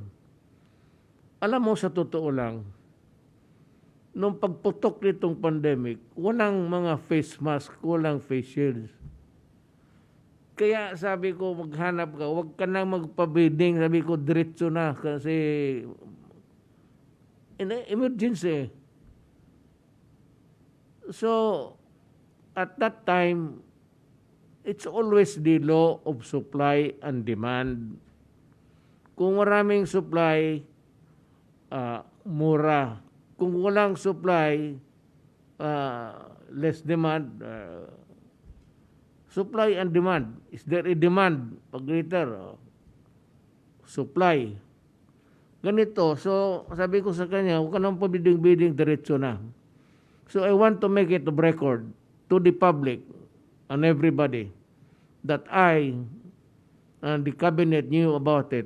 My order, sabi ko, go ahead and buy the things that you need to fight the pandemic nga eh. So sabi ko, emergency ito. Emergency hanggang ngayon. So just to disabuse the minds of some people about corruption. It ain't here at this time. And I suppose that you are barking at the wrong person. And the next that we would be interested to hear is Secretary Ramon Lopez of the DTI. He might want to help us explain the pricing of the mask and the face shields at the time. At any well, at one time, at another time, it became more expensive. Then there's then why it became cheaper, and eventually cheapest. Why was the parang ikaw yung alam mo yung mga presyo na yun at that time? So can you kindly explain to the public why that was the case? Okay, thank you po Mr. President. Good evening sa lahat, Senator Bongo, Mr. President at sa ating mga kasama. Naalala po natin noon nung nag-uumpisa na pong lumala ang pandemya nung March of 2020. Prior to that, we started to get more COVID cases. Pero nung March 2020 po, the President will recall that yun po yung series of cabinet meetings and the time that you also declared a lockdown. I think it was sometime March 15 of 2020 last year. Being in lockdown, isa po sa mga eventually nire-require ng government at that time was pag-umpisa na nung pagsuot ng face mask. So eventually po this has been required to the public. So we can imagine na from practically zero demand, wala namang gumagamit ng face mask nung araw, to something like millions of users of face mask nung mga panahon po na yan ng March of 2020 onwards, until, of course until now po, no? But given the huge increase in the demand, we all remember that yung demand na to, and imagine po, wala pong local manufacturer niyan. Meron po isang local manufacturer sa Bataan, but it is an exporter, and all its products practically were exported. So we don't have a regular supply of face masks. If at all drugstores are just maintaining minimum inventory of face masks because it's not a regular requirement. So with the limited supply, as the President also explained earlier, and super increase, drastic increase in demand, nagkaroon po talaga ng scarcity at yung presyo po talaga nagtaasan. It was really uncontrollable simply because of the scarcity. Even us in the Department of Trade and Industry, and I know the Department of Health, the Department of Budget Management, we're trying to source also from imports at that time, I remember, because wala po tayong local supply. And even other countries are not even supplying us. Wala na ring makuha even from imports during those time of March, April, because they also needed the mask. Lumalala rin yung COVID dun sa mga iba-ibang countries na yon. So there was really a huge shortage ng mask. At nag-canvas tayo sa iba't ibang bansa at that time. So at dahil po doon ay sumobrang taas ng mask to the point na I remember may papakita ako mga charts na during the time of mga March and April, the price of mask, imagine po, yung dati pong siguro wala pang 5 piso ay naging around 28 or more, about 30 pesos per piece of a mask, no? So may I request the Secretariat to flash the chart? Abang fina-flash po yan, even nung nag-try po tayong mag-introduce at mag-umpisa ng local manufacturing, nagkaubusan din itong tela mismo, trying to source the material. Because of the huge demand worldwide, may scarcity value rin, nagtaasan din ang presyo mismo ng materyales. So kung locally magagawa na natin, mataas ang presyo, kung bibilin din abroad, mataas na rin ang presyo because it was really a big demand po worldwide.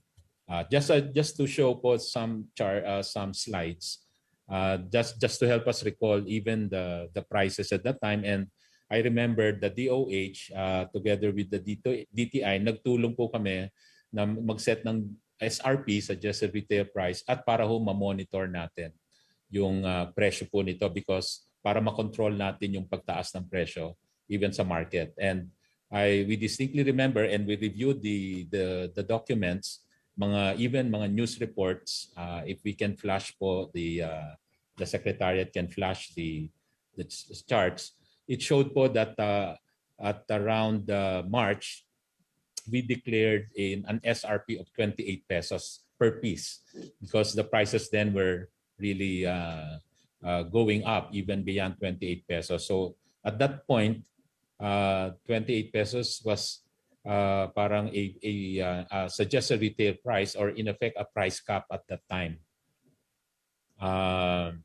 So Secretariat, I hope you can flash the chart para lang mapakita natin the memo at in those dates, and also some newspaper reports that reported na itong mga presyo na to were happening during those days towards March and April, na covered by different news media.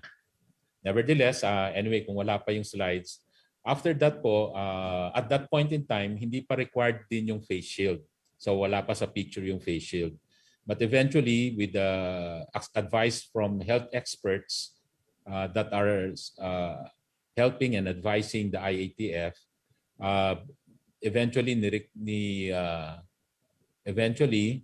yung isang chart, yung isang set of slides. Eventually, ni-require na rin ang face shield. Ginawa pong siyang requirement. Ang una pong nag-require po noon, the other set of slides po, Secretariat, hindi yan. Ang una pong nag-require nung face shield sa transportation. There was a memorandum from the Department of Transportation, I remember, at nasa slides po natin yon. Dineclare po niyang required na ng mga tao, aside from face mask, to wear face shield para double protection, and the protection kung ang face mask ay about 80% protection, with the face shield magiging over 90%, 98% protection. Malit yung slides. So, ito po, I think this was an article going back to the face mask. It was a Sunstar article in Cebu at about that date. Malit lang yung chart dito, hindi ko makita, March, certain day in March, na ang presyo po ay sinasabi dito 28 pesos. So maganda rin na nabalita yan. It shows us during those dates, yan talaga ang presyuhan noon. Yan niligyan ng SRP. The earlier chart would show a memo also issued by the Department of Health Secretary Duque, na we set the SRP at that time at 28 pesos. Ito po yung memo na yon. Okay, followed by the news article in Sunstar and another article in I think this is an ABS-CBN, TV Patrol type of article, setting again, reporting that the SRP at that time, middle of March, was 28 pesos. Next chart. Okay, and then ito na po, pumasok na po yung requirement, the need for face shield. This is sometime August, Mr. President. This was sometime August, and we set the price of the face shield. I will just open my chart po dito dahil maliit yung chart dyan. So yung face shield po, DOH memorandum din po, this was August 14. And down below, pinabilog po natin, sinet po yung price ng face shield, 26 pesos to 50 pesos. But the following charts will show us, nagpa-price monitoring tayo at that time, again, same reason po. From a zero demand to suddenly it is being required by almost the entire populace. Let's go to the last chart. The price monitoring that we were doing, you will see in the chart, on the last chart, that the price of price range of face shield, yung iframe, yung ganito po, no? Yung may iframe, nagre-range po at that time 50 pesos to 120 pesos. Yung merong foam, 30 pesos to 80 pesos, at yung helmet type ay 250 pesos to 350 pesos per piece. And then that's the reason why we had to set an SRP at that time in August, as mentioned po, that was required and set at 26 pesos to 50 pesos. Again, it's a memorandum signed by DOH. Dahil po DOH ang covered po ng DOH itong mga medical devices, and DTI helps them in the monitoring and ensuring that the retail establishment would follow the suggested retail price. But as we all know po, after that, Mr. President, nag-normalize na ang supply, nakahabol na ang sama na yung importation. We were also able to develop local manufacturers of face masks, even of face shield. And that's the reason why we have already abundant supply of face masks until now, Mr. President. So the prices now are really very low. You would say that it's less than even, I think, less than 5 pesos, anywhere between 2 pesos to 5 pesos. But these are the prices now. After nag-adjust na po yung market, yung supplier, and the same demand continues kasi. It continues to be required, but at least po yung supply po natin nakahabol na.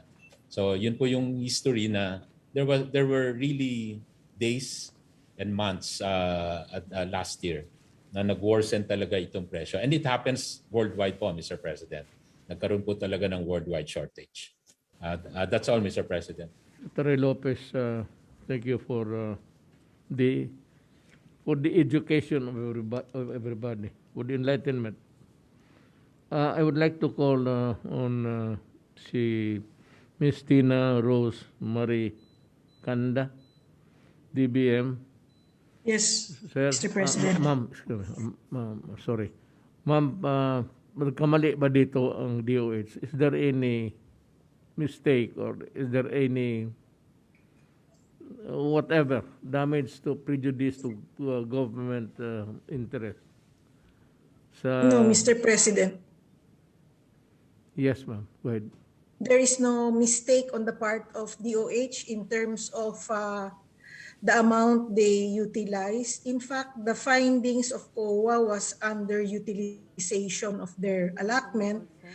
Pero as explained earlier po, i-explain ko din further siguro, ang nangyari po, inad yung dalawang bagay na totally unrelated. Yung isa po tinatawag natin na obligation, yung unobligated tsaka undisbursed. Magkaiba po yun. Ngayon dun ho sa transfer naman ng pondo, at that point po, pandemic yon, wala na hong pumapasok sa opisina at that time ng ECQ. So I think DOH had no recourse but to transfer the fund to PSDBM at that time. And under the laws naman, talagang pag common use equipment, talaga pong sa PS yun ipoprocure by law, kailangan doon sa procurement service yun. Yun lang ho, kung may idagdag ka, if you have some advice to the DOH or to us, we would be happy to hear you. Pagka wala naman, then sabihin mo lang na kung ano pang maidagdag mo, then we can excuse you. Yes. Mr. President, just two things that was raised by Secretary Duque earlier about yung pong mga vaccinator at saka po yung pondo para sa doon po sa SRA. Doon ho sa SRA, pwede po natin i-release yon mula sa Miscellaneous Personnel Benefits Fund kasi allowance po yon.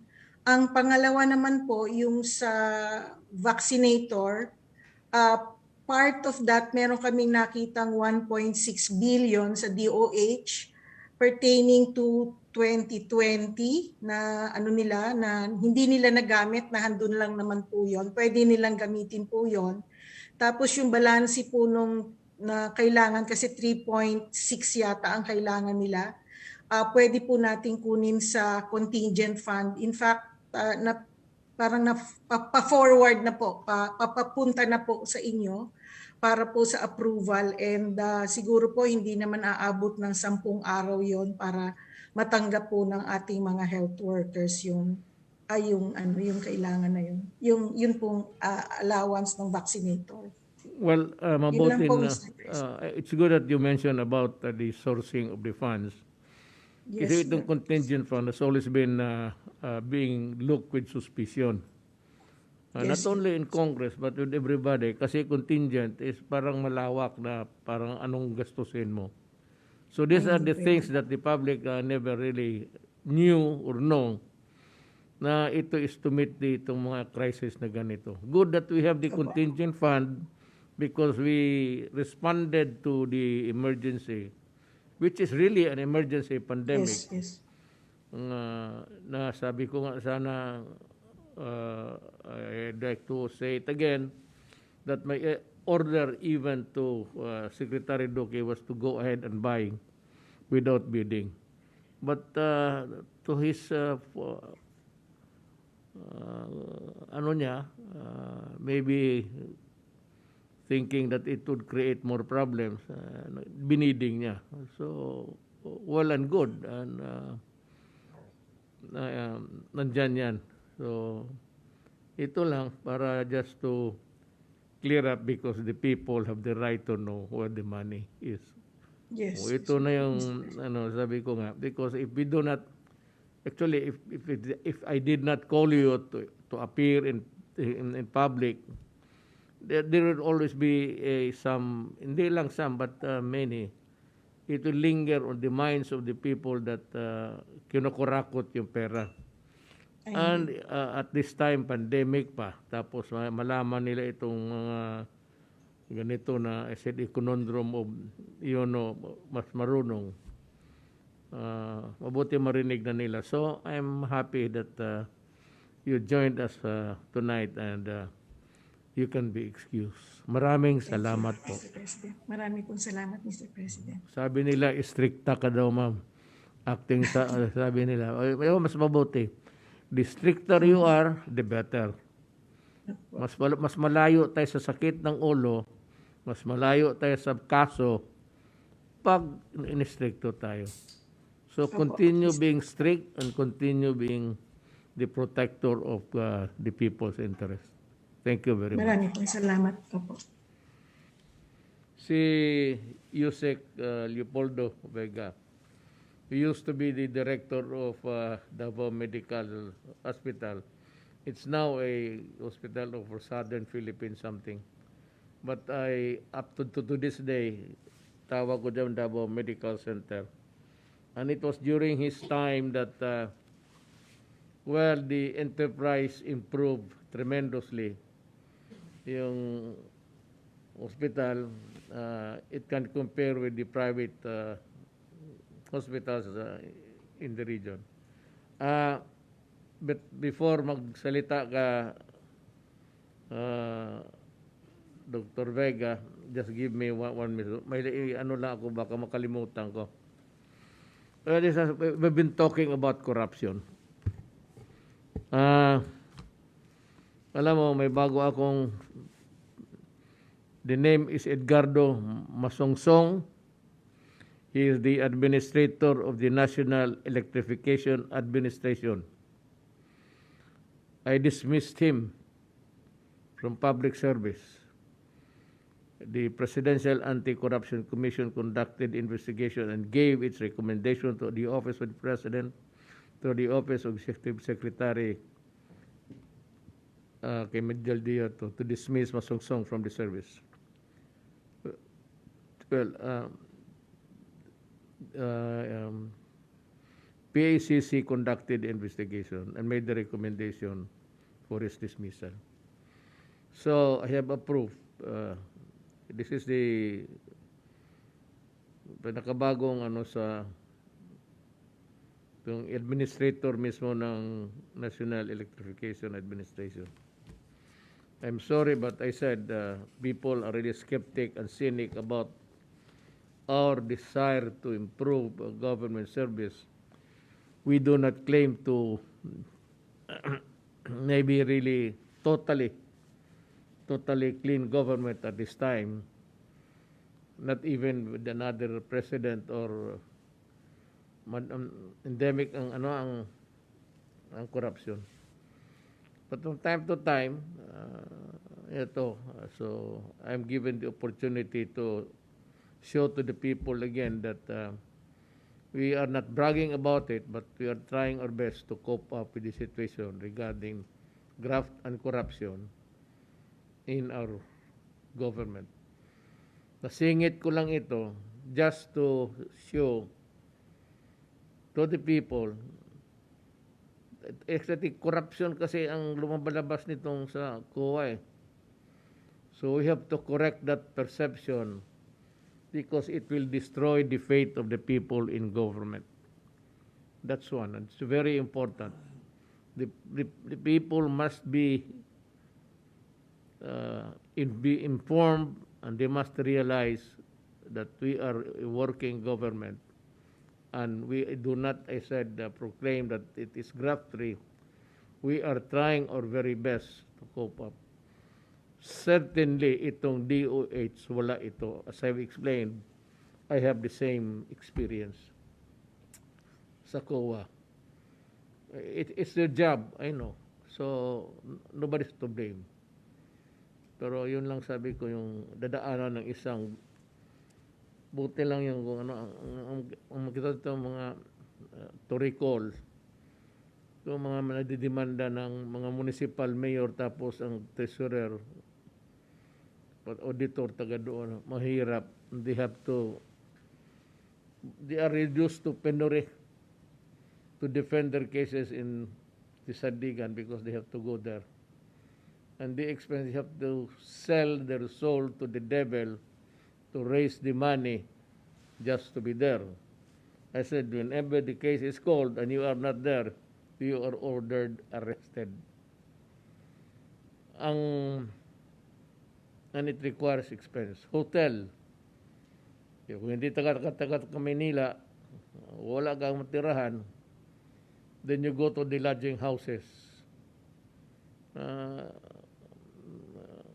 I'm not trying to, pero they're reduced to, nandyan yung mga lodging houses sa Quiapo, sa this is not really, this is not to demean the situation sa tao. Ngayon, last speaker, ikaw na lang muna because apparently, you are the right person also to be asked about what has transpired and what are your recommendations, and after that we go home. Go ahead, Dr. Vega. Thank you, Mayor. Mayong gabi, Mr. President, Cabinet members, Senator Bongo. It's a pleasure to be around to all of you. And Mr. President, I'd just like to report to you that the Department of Health has been very steadfast and very consistent in trying to implement Bayanihan 1 and 2 provisions, specifically for this pandemic. It is also good to note, as mentioned by Secretary Duque, that for the Bayanihan 2 extension from January to June, we were already able to give 379,000 healthcare workers for the special risk benefits po. So, and for the compensation of the death and sickness benefits, for Bayanihan 2, we have already provided about 23,000 of our healthcare workers. 114 of this have been death and 114 million has been given to them. So all in all, Mr. President, we have been trying really to make sure that the services of the Department of Health will really be felt and be felt by the people in terms of the frontline workers and of course in this pandemic. For the 𝐂𝐲 report, we take this seriously. The recommendations, we take this as a way of making sure now we can improve our services more because this will actually be better for our policy and reforms and fund management. And we all promise to 𝐂𝐲 that we will or commit to them that in 60 days we'll give them the necessary documents and the compliance that they need in terms of the implementation, because some of the implementation needed some supporting documents because of this pandemic. And also, Secretary Duque has also mentioned it in this meeting that there is a need for 3.6 billion for the health workers augmentation and to continue the health workers that we hired from January to June. So we must be able to provide them a support again from July up to December. And we would need 3.6 million because 10,500 workers are already positioned across the country as nurses, doctors, medtechs, and so forth. And we will also be adding vaccinators and biosurveillance officers to our list. So that is the reason, Mr. President, that we're asking for this fund so that we will continue with our response for COVID. And also, we have also the Secretary Duque has also asked and requested DBM for the SRA for specifically for those private healthcare workers who are not able to receive, since some of the hospitals were not able to give their validated list to the regional office, because this is the basis for us to give the necessary allocation to the regions once they have the validated list of those healthcare workers tending to COVID patients. So we're asking them again to provide us the list. We're trying to compile this, and this would need about 300, I think 11 or 50 million to make sure that this number of health workers will be provided with the SRA has been given to their other co-workers in the health sector. So that is all, Mr. President. And we are very happy that the DBM has been consistently also supporting us. And the different agencies are all supporting us in terms of our response, because we do believe that our strategy of the PDITR, which is the prevention, detection, isolation, and treatment, is really the only strategy for this COVID-19. There's no other strategy but make sure that we are able to prevent this virus from transmission and definitely also increase our vaccination. That's all, Mr. President. Before you go, kindly listen to me. This is why 𝐂𝐲 should be kind enough to understand the situation of the DOH and other departments of the executive department. Alam mo, it's not easy. By the way you narrated just ngayon, we are willing to pay, but you need to have the list and everything. At alam mo, you have to validate it. Ang validation niyan, so with so many thousands, you cannot just come up with a list that's the final in 1 day or 2 days na ito na yon talaga. Kasi ang validation would take, I really do not know how you do it. But I commiserate with your, you have the shortcomings, I can understand. But ito lang ang tandaan mo. Magkalit-letse man sa buhay, we are just on track, serving the people. At yung ano lang ang kaya natin.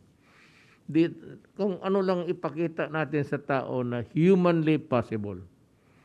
So, kung if they refuse to understand or they understand the situation, I said, give us enough elbow room to move, because it's not, what you're asking is not easy really to come out with. And secondly, yung utos ko na bayaran lahat sa mga allowances and whatever, you can source it from everywhere you want. But ito yung you can get it from my yung contingency fund. And that's the reason why, again, you have to explain to the people na bakit malaki yan. Others are said that I was asking for it because I will use it as a campaign. Wala akong kandidato. Hindi ko nga alam kung sinong tatakbo. You know, yung bagay, politika eh. But I pity them because they can never be president. If these politicians behave the way they are now, I can assure you, they can never be an administrator of a country. Kung sila yung tingin ko, they will govern miserably. May kinabukasan, ang chief of staff, ang presidente na. Yan ang totoo talaga. Alam mo, you're not the only one thinking about this country. These guys on the sides are watching you also. No, you do not allow the country to go into a downhill turmoil. We have to borrow, beg, steal. Basta maghanap ka ng pera and any deficiency, I will supply it with the contingency fund if may naiwan pa. Pero I'm willing to share the burden doon sa funds ko, independently of what you have. You just raise the money, tell me how much you still need, and if I can provide it, pay immediately. Papel lang naman yan eh. Or a phone call, the letter follows, kung ganon. So, mabayaran ka agad yung mga nurses, pati yung tawag niyo, vaccinator. That's Ano sir, mga healthcare workers augmentation, kasama na ho yung vaccinators po. Healthcare workers augmentation. Basta mabayaran ninyo lahat, that will be billions. But look for the money, and I said I'm willing to share the burden with you. With that, Salamat, we Mr. President. end this meeting, and I'd like to thank everybody, these guys there. Thank you for sharing with us the time. At least I may not have given you the time to say something, but it's getting late, and ang karamihan dito sa namin is they are past their retirement age. Kaya nga nag-retire kaya nga dito nagtatrabaho uli. So, maintindihan ninyo that this is a mga matatandang, magiting na mga lalaki. Salamat, Dr. Vega. At good night to everybody. Thank you, Mr. President.